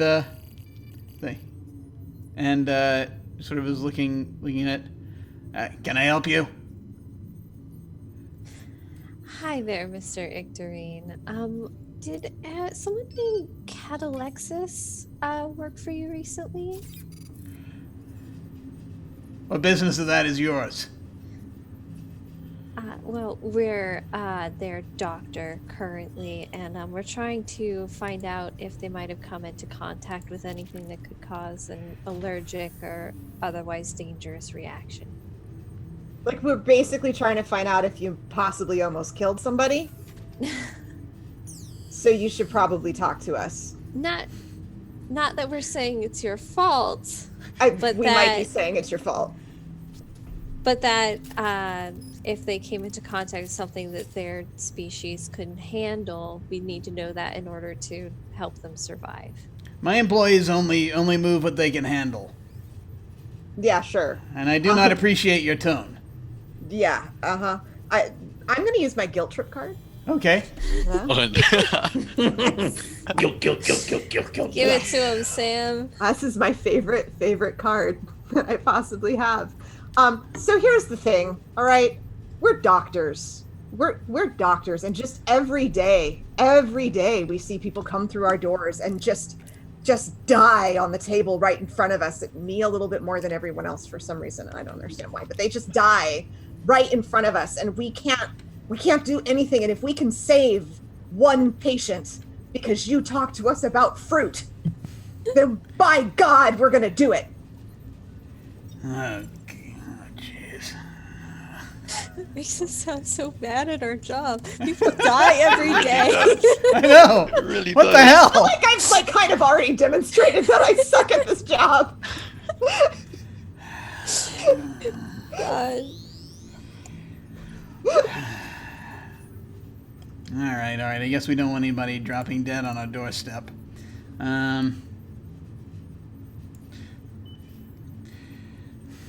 Look, I mean, I don't ship anything that they're allergic to or anything like that. There's nothing they would have grabbed that I'm aware of. I know that I do know that, I mean, you know, he was talking to the Amandal over there for quite a while, and probably filling his head with, you know, religious nonsense. And then I do know that the day after that, just within the last few days, he came to me asking if he could find someone to do a special treatment on him. He didn't say what it was, but look, I know a few people, okay? And I was looking for something to do a kind of an off-the-books thing. He didn't say what it was. They didn't say what it was, but it was, I referred him to sort of, kind of one of my, sort of a distant cousin of mine. Dr. Zaffery. Well, that was stupid of you, wasn't it? Well, I didn't know he was gonna go and do something that was gonna get him, you know, put him out of work the next week. That's what's important, is he's been put out of work. Sorry, thank you, Dr. Sam. I'm sorry. You're welcome. You're welcome. You're welcome. They aren't always the politest, but we appreciate your help. Could you get us in touch with Dr. Zafferty? Yeah, I mean, you know, it's... He runs a clinic. Not too far from here. And he's, you know, he's taking out this pad. He's like... He just sort of sends you the information.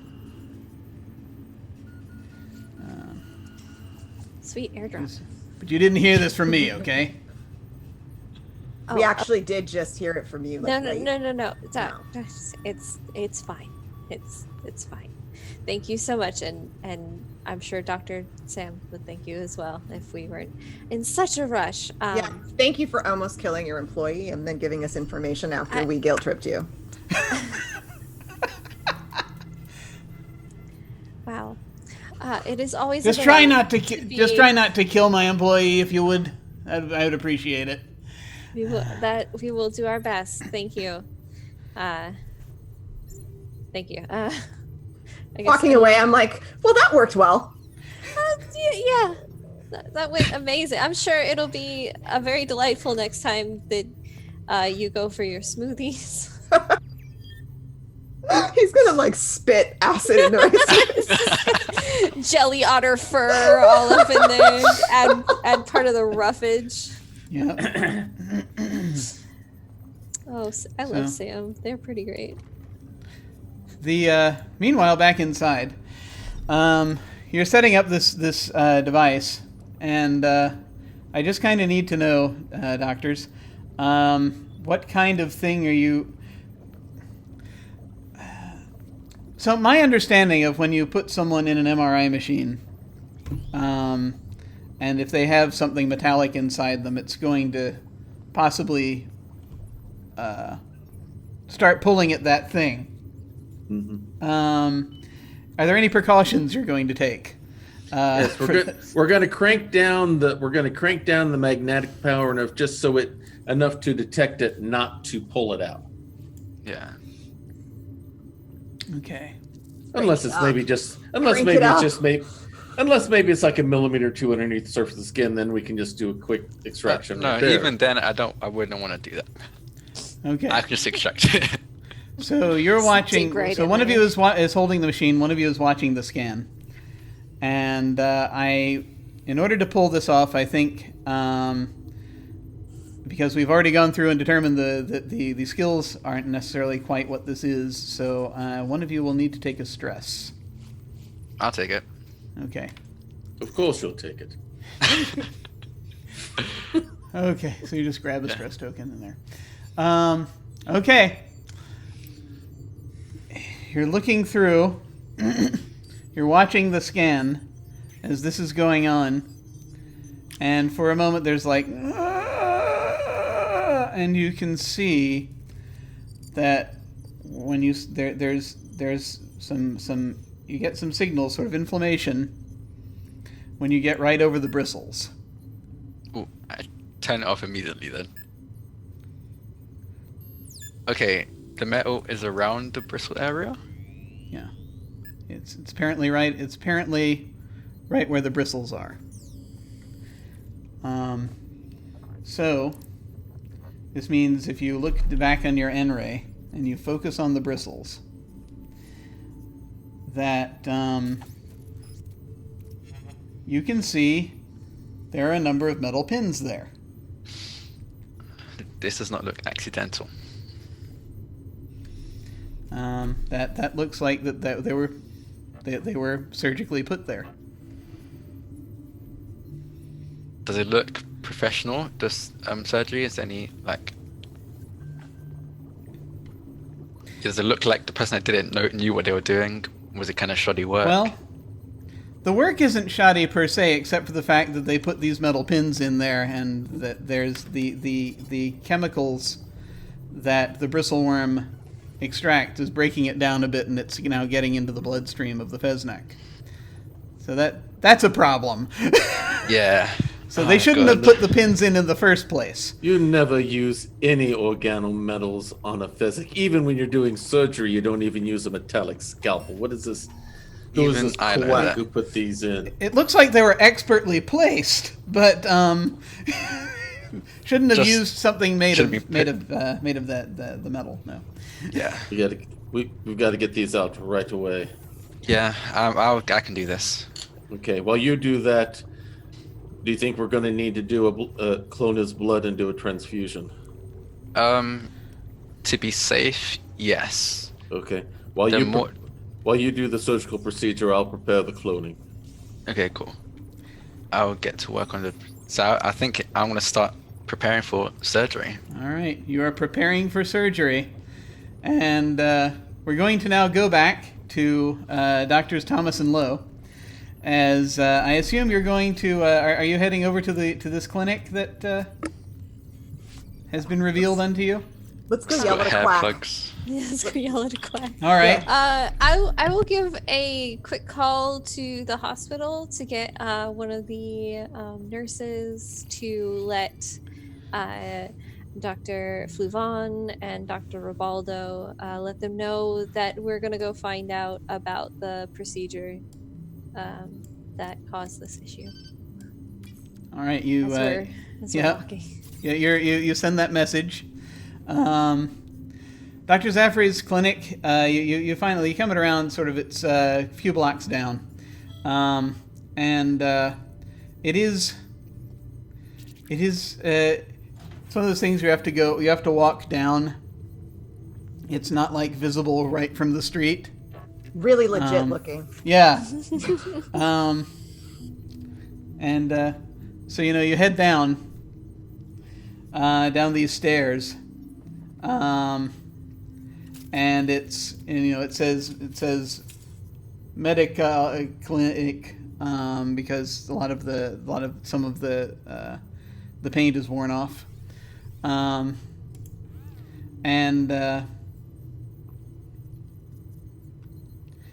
you kind of manage pull the door open. It sort of sticks a little bit as you're pulling it, and it sort of drags along around a little bit. And inside there's this dingy waiting room. It's got kind of like it's got the sort of the green wallpaper that's kind of peeling, and the sort of for some reason, why they put up wallpaper on the space station, we don't know. But then I hear there are people who put in fake fireplaces. Anyway. Space wallpaper. It's space wallpaper. It's space wallpaper. Yes, it's okay. But it's retro. Totally is. Tile floor that's also, the tile is kind of peeling, and the lights are kind of flickering on and off a little bit. And there's this, there is this window that you can go up to.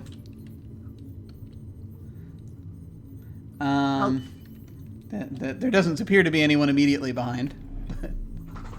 They're like a bell to ding or anything like that. Yeah, totally.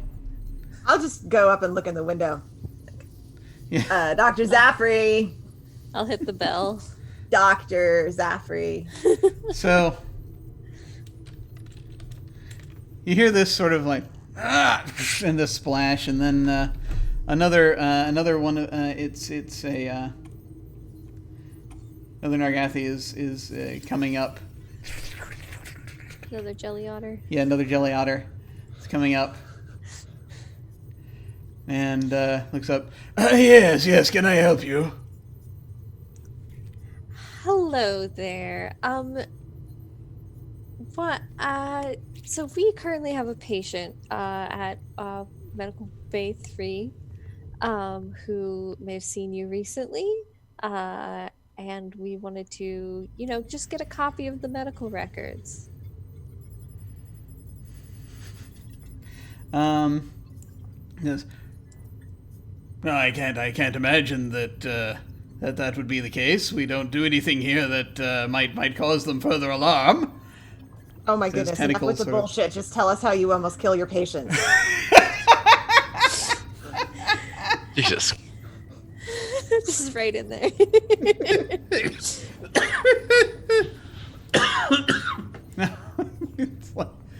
No, I've done nothing of the sort. I won't be. I won't be cowed by baseless accusations. Then it shouldn't be a problem for you to share Catalexis's medical records with us, so that we can determine what we can eliminate your procedure as an issue. Eliminate your procedure as an issue. Thank you, Dr. Thomas. I'm sure I don't know what you're talking about. I'm going to play my intergalactic gossip card and see if I can come up with something to leverage against this guy. Oh, I love Dr. Thomas. Intergalactic politics and gossip. I love this catty CrossFit. We better make sure she passed that flask around after we're done. They. Dr. Thomas says they. All right. Yeah, Sorry. I want to know if this person showed up in TMZ. I want to know if there's something about clinics, some celebrity that maybe got messed up in a clinic like this and got all over the tabloid. Oh God! You don't want that to happen to you. Yeah. So After all, wasn't he just recently on the cover of Intergalactic Inquirer? Right. Like, do you really Possibly. want that kind of publicity? Because, that's what they're all on about right now. That's what I'm hoping, something like that. Okay.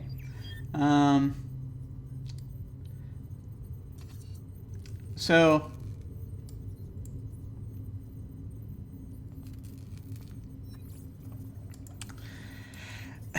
there is a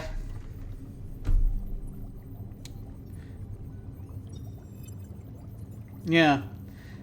You leverage this sort of at him, the idea that people are getting these in the news, that have been getting these Hair plugs. these operations done. Plugs.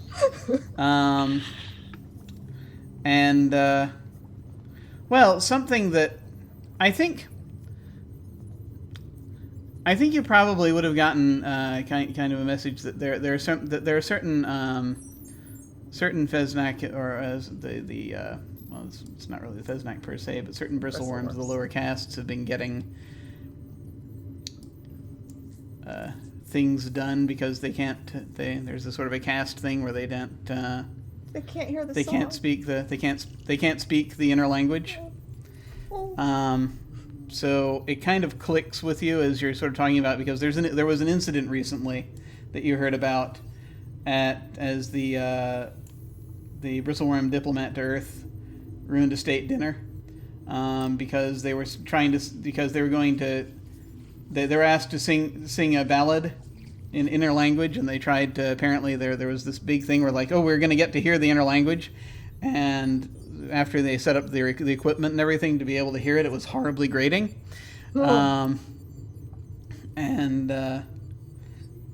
So the lower classes don't have the necessary vibration nodules to make that happen.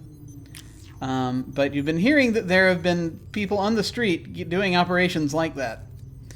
So you can bring that rumor to bear against him here. And There is a noticeable change in Dr. Thomas's demeanor as this clicks into place. And they back off just a little bit and are like, look, Dr. Zaffrey, if I could hear the song, I would. If they could hear the song, I know they want to. Sometimes we can't have what we want, no matter how much we want it, and trying to get it just causes us more pain. oh,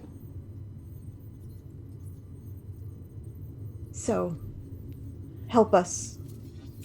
I didn't know. I thought it should have been all right. I Catharax, yes, the one that works out at the fruit stand. My cousin's fruit stand. Yes, no, I put some vibration nodules on the bristles. How could that go wrong? Did it? And he's going and he's pulling up the file. Dr. Lowe, maybe we should just get him to come back and take them out for us.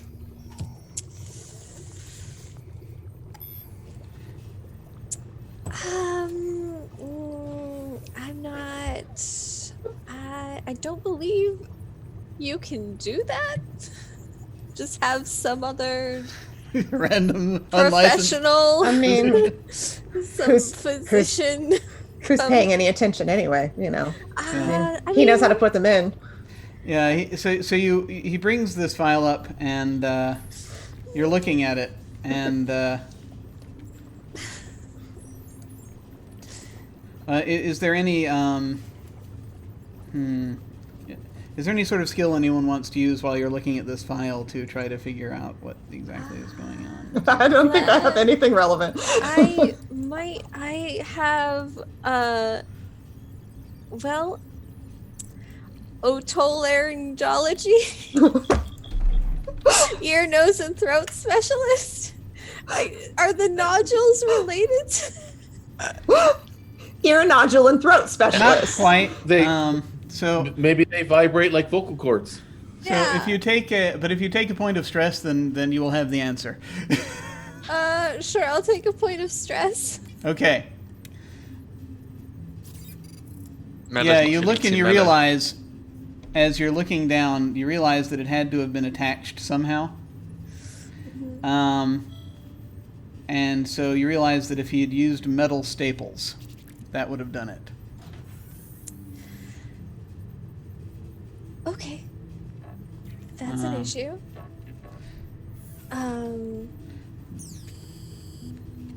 Forgive me because I don't remember why. So the And issue it's poisoning him with iron sulfate. Oh, okay, so the iron staples are the issue, not the actual embedded things? Yeah, you think that it's actually just the way that he attached them. Okay. As you're looking at this file, you realize that he must have used metal staples.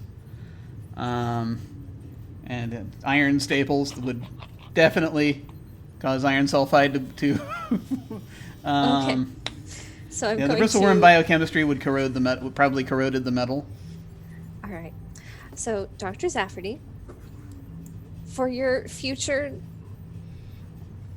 surgeries, please do not use metal staples in Feznax, as the bristleworms will corrode them and it will cause blood poisoning. Oh no. Yeah. So I understand with the state of space health insurance that clinics like yours are needed. But please, do some basic research about the things you're putting in someone's body. Thank you. All right. Nenad's sitting there with his guilt. I'm space mailing all of this to Excellent. Dr. Fluvan and Dr. Ribaldo as I'm like giving my motherly lecture about doing your due diligence. Do you have like one of those staple removers? Just with the thing. Oh yeah. No. Basically. One not Thanks. made of iron. Yeah. Gives it to you. I'm actually literally imagining the little things she used to get staples out of people. Oh my god.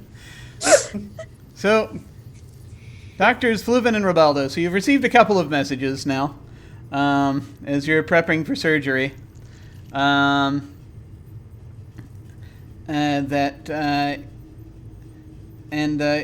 I just need to know, what are you? So what are you setting up for at this point? What's going So on? I think at first I was setting up to just remove the pins, but now that I'm assuming they explained to me why Catalexis got these implants in the first place for the inner song thing. So I think now the idea is to not just remove the metal pins, but replace them with ones that won't Ooh. actually. Okay. Yeah. So I'm gonna set up for that, and Alright. I'll use my expert surgeon skill for this. That's the one. Okay. I think that Ribaldo, is there anything you want to do to kind of assist While he's this setting is up? going on, I have the blood exchange machine going on to remove the poisoned blood and replace it with cloned blood that does not have the iron poisoning in it to help speed his recovery. And of course, I'm making sure that Dr. Fluvaxin is using nanopolymer particle staples instead of metallic ones to reattach the rods appropriately. Okay, good, because those are the two parts of this treatment that need to happen. Not only removing the pins, but flushing the blood to remove the iron sulfide that's already in the bloodstream. Okay. So we have a... Heaven forbid we go back to the iron chelation therapy that they used to use way back when in those barbaric 2000s. So we have this montage where you basically are setting up and you do this. And we see these bright lights, lots of pressure. You're cutting the patient open. You see my forearms like through up and doing surgery. Another one comes up to wipe my forehead. Yes, totally. As you've got the patient. By the time you've got the patient open, and you're starting to work on the removal of the pins, I think Doctors Thomas and Lowe have returned to the hospital. You kind of find out what needs to happen here, what's happening, and what needs to happen. You see that they're in surgery. You find some. Essentially, they're like a high grade space plastic, basically, that you're able to put in replacement pins. And then pretty much you get that. You flush the blood. You replace it. As this is going on, seal them up, and and then they recover, and then they are recovering, and it appears as though you have saved your patient. They're sitting there like they're going to. We're going to have this montage where time is passing, and they're going to slowly be opening their eyes, and they're like. All of our other patients dying around us. If Yeah. Dr. Thomas can be believed. Just mine. Those are for the other teams to take care of. This was That's all right. One. us. 4 doctors, 1 patient. We're going No wonder to, we have funding problems. Absolutely. We're going to drift around, and we're going to do one more little montage of just of any of because we didn't get to all your fate cards. I just want to do one more montage of fate questions, if we can, that you think would be appropriate for something that we just a little sliver of something that we see that your character doing or telling someone that kind of explains the answer to the question. I'm going to. I think we're going to start with the ones with 2 stress, and count down. So I think we're going to start actually with Dr. Fluvin, since he's the one that's done the surgery. So what do we see? I think you probably noticed that whenever like the biochemistry part came up and the surgeon part came up, he seemed really focused, like he was in his zone. Like in every other situation, he's been really nervous, really anxious, but when it's come to these things, he's really, really confident, and that's because I'm going to answer the biochemistry question. He's actually very, very skilled at what he does. He was one of the top in his class. He was going to do amazing things, but then some of his research caught the attention of Earth's military, and he didn't want them to use his research for war. He's heard there's probably been many scientists whose research has ended up being used to kill, and he didn't want to become one of them, so he destroyed his research. And as a way, I guess a retaliation or punishment, they blacklisted him in the medical field, and so he was meant to be working with like in some top hospitals, but because he got blacklisted, he had to settle with Medical Bay 3. You had to settle for working with us. Yeah.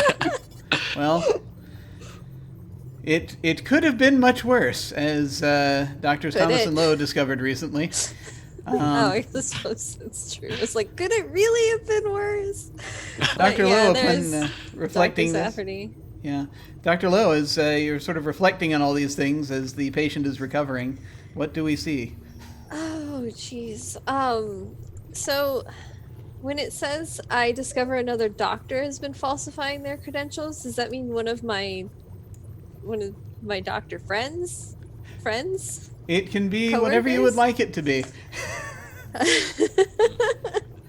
I don't believe any of them would falsify their credentials. That seems preposterous, but probably that's why Willie and Nilly got fired.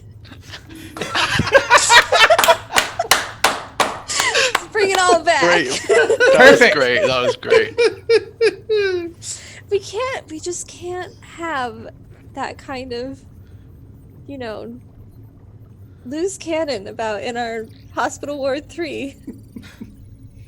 It's fair, and I think that's one of the things you're reflecting on, having had this encounter with Dr. Zafrin, Dr. realizing, Zafrin. yeah, where these people end up. Yeah, putting iron staples into a Feznak. Yeah, just can't be done. We're going to drift around, and I think we're going to go to Dr. Robaldo next. Okay. As the patient is recovering, what do we see? Under research, who close to you acquires a fatal disease? Well, because of his vast superior knowledge on any and all things, he has noticed that even though Dr. Thomas seems to be awful fit and buff, he's a little curious about this container that she always carries around. So he's a little bit worried about her diet. So unbeknownst to they, sorry. To them. Unbeknownst to they, I've been adding a little extra type of fruit into the mix before she makes her Before they smoothies. make their smoothies. Yeah. However, somehow, despite all my vast knowledge, I fail to realize that the type of alcohol that she's drinking has an interaction with that fruit, and every time they drink it, it leads them closer to, not immediately, but they will die of some fatal toxicity in about 15 years. Well done. Reporters killing Dr. Thomas. So I think it only fair then that we conclude with Dr. Thomas. Holy Awesome. shit. Okay, two things, like my fate and like really quick character coda. My fate card is something about my past that I've been lying about. And this is how you discover it. I moved recently, so they didn't have my address and sent their care package to my office, but I actually have really nice parents who like send me baked goods all the time, and that's kind of why I like Dr. Mom, is because she reminds me of my actual mom. But like I tell everyone that I grew up in an orphanage, and I'm really embarrassed about these care packages because I'm like 42. Oh my god. And That is terrible. the quick coda is that I will actually go to our patient Cadillac Lexus and find out if they can indeed hear the song, because if they can, I'm gonna go to Dr. Zafferty and have these crystals installed in me so that I can finally hear the song of my love, even though she is far away from me. Oh, God. Dr. Thomas, no. You have 15 years left to live. You'd better get Well. that procedure done soon. Well, the one thing we can say, it takes time and practice, but eventually you can. I think. Yay. I actually stopped drinking, and I become just a much more kind and friendly person as I can hear. Still Song of my CrossFit love. though. Oh, that's Oh good no, because. still doing CrossFit. Well, Yeah, oh yeah.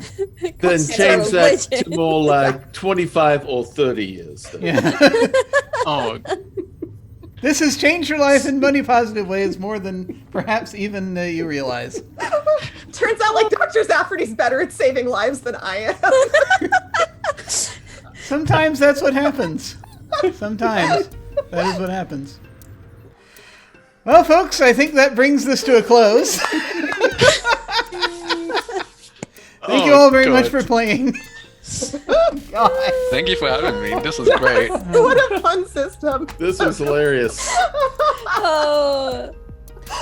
Dr. Fluvon with 4 arms just doing the wiping of the own sweat. That's A+. Thank you. I love that. I will say, you know what the scariest part is? I've met people with all of these personalities, including my own, in my 30 years of practice in pharmacy. Oh, no. Great. Glad. oh, absolutely. This is one of those games that I think it's really gonna how it plays is gonna vary widely depending on the kinds of players. Right now, as far as I do hope that Nick Wedig, whenever you get this dealt with, whenever that you come back to it at some point and maybe and expand on it, because this is a lot of fun. I think it's a really cool setup. There is I think, the sort of getting the pace of the scenes and getting it down as such, because I know that we were supposed to do like at the end of each quote scene unquote, there's like you have to do an event for each token and that kind of thing, and I didn't really do that because of time. But I think there's a lot that could be done here with that, and so we weren't in so much a direct scene mechanic exactly because of the nature of diagnosis, and so I think that there's probably ways to play it out and make it more televisually dramatic, as it were. That could be cool. But I did like this game a lot, just the whole premise, and I definitely want to see this come to publication at some point, full publication. It is right now free, free to get for folks, I believe, if I remember correctly. So much detail in it too, to just be able to that's wow. I'm gonna go ahead and put the link in chat there. That's the that's this itch.io for folks who want to pick this up. And this was a lot of fun. Right now, the only chapter that's been written is the one that we just did, so that's out anyway. So that's if you want to do this with anyone, it'll be basically this. But we're gonna go ahead and go around and do our outros, and folks can say where you can find them, and feel free to if you have any last thoughts about this game. And we will start with Hawkeye. All right, I'm KY Hawkeye, Kentucky Hawkeye. You can find me around the interwebs, both on Twitter and on Instagram under KY Hawkeye. You won't find me on Facebook, but you'll find me everywhere else under there. On Twitch, Tuesday nights at 6 p.m. Eastern, I have my streaming where we're kicking bricks, going after some of the different Lego games out there. Currently, we're in the middle of Lego Marvel Superheroes 2, where if you come in and join the character raffle and your name is drawn, we will create your own superhero based on your specifications and all. And then the following week, we will use your superhero to play in the next part of the game. Thursday nights at 6 p.m. Eastern Time is my weekly Skyrim serial. Currently, we're in the middle of a story called The Dark Thalmor, where a member of the Aldemiri Dominion is now highly involved in the Assassin's Guild known as the Dark Brotherhood. And then on Saturday nights, 7 p.m. Eastern Time is Grappler's Keep. It's my own WWE 2K20 universe where I've got various DMs, GMs, and tabletop RPG players from across the Twitch plane, all competing in a wrestling ring we lovingly call the Dice Tray. So, and we are just getting ready to start our tournaments for the women's tag team and the women's singles titles. So we're going to be having a lot of fun with that in the next coming weeks. Awesome. And did you have any final thoughts about Medical Bay 3?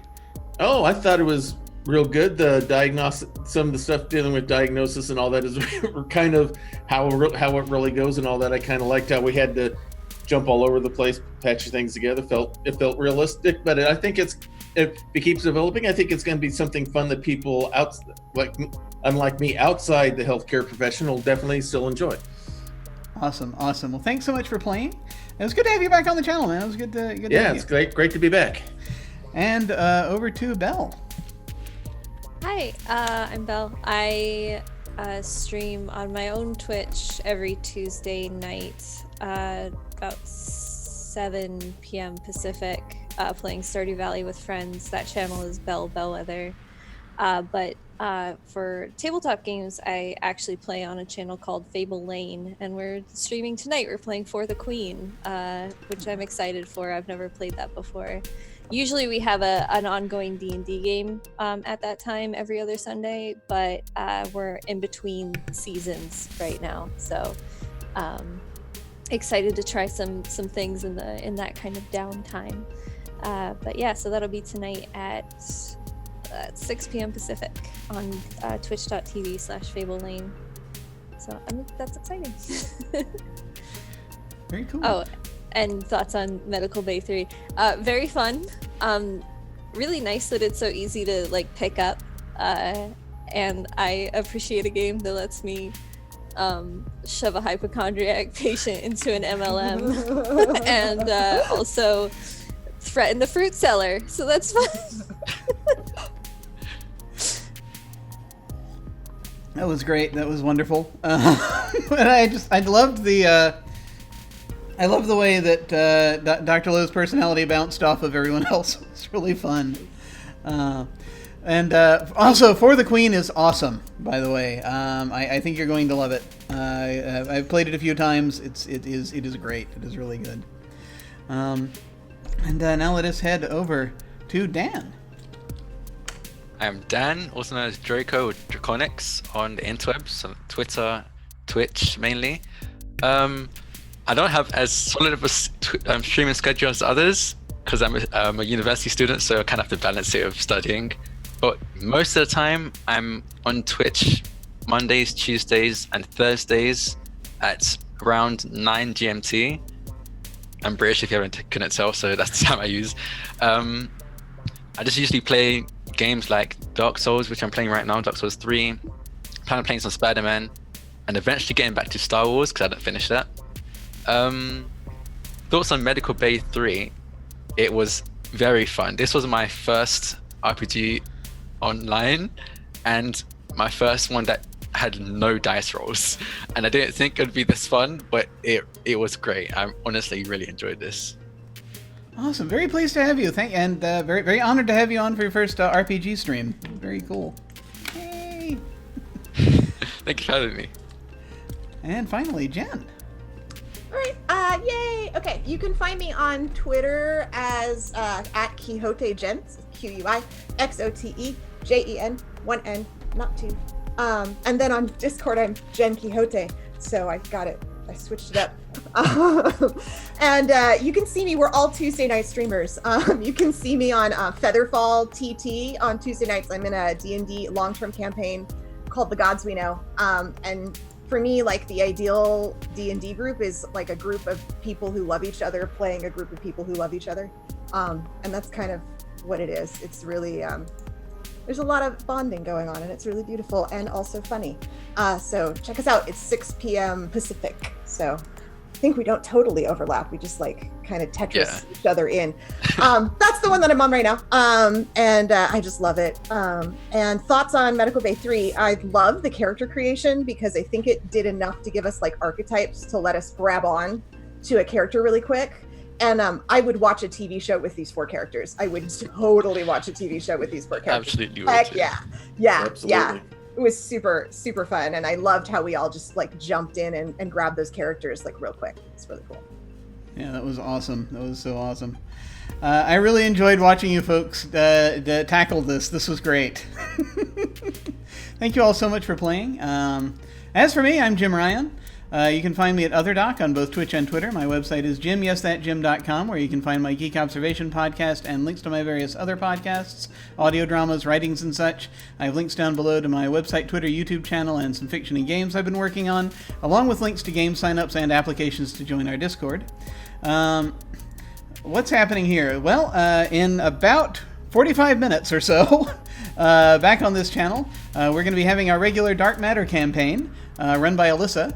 That is Ghosts of Saltmarsh in space, which is delightful. And back on this channel on Tuesday, we're going to have the finale of our monthly mini-campaign. This month we've been doing Apocalypse World. So things are coming to a head with that, as they finally are going to the final stop on the map and see what they find. On Wednesday nights here, we have our ongoing Masks campaign run by Mole, where we're all playing teenage superheroes. There's a lot of young angst, which is going on, and it is delightful. My character has just found his kidnapped mentor, and so there is a lot to deal with. So I think that's going to be a lot of fun as well. On Saturday nights here, we have our Invisible Sun campaign, The Edge of Paradox. And they're sort of zeroing in on this, on the Church of Midnight, and trying to find out why it's been kidnapping people. Then let's see, Sundays, back around a week from today, normally we would have a one-shot. I am actually taking that Sunday off, the afternoon, the one-shot off, as I'm prepping for things that are coming up. But that evening we will still have another Dark Matter session, I believe. So I think we're good there. Possibly, actually, I may have to double check, because there's a convention coming up. I think it's one of the PAXs. I'm not sure. There are many a PAX, so I will check back on that. A pack of them, in fact. A pack of PAXs are coming up, and so I'll have to check back on that. So maybe Sunday I may have off entirely. We'll see. In the meantime, though, Sign-ups are open still for Las Vegas, which is going to be next month's short campaign. That is one that is going to be round robin. Different people are GMing each bit. It's about slowly recovering memories. You all start as amnesiacs. And there is apparently outside of Vegas trying to find their way back. And apparently it's very surreal. I'm very curious about it. Tarot-based system. So sign-ups are open for that. For folks who want to dive in, sign-ups are open until Friday, the 28th, at which point a cast shall be selected. Sign-ups will soon be open for a couple of the one-shots that, some of the one-shots we're doing next month. Flat Pack, which is about fixing the future in a post-apocalyptic world. There will be a one-shot of Rysis on this channel in March, actually run by Aris, Animus Panthera, who appears in our Invisible Sun campaign, in the horror scenario called Hill State University. And then later in March, we're going to have a one-shot, hopefully, if I can get everything together for it, of Space 1889. This one using the Savage Worlds edition that came out, Red Sands. And so hopefully be doing some stuff on Mars. So that is all coming. And look for signups for all of those things soon.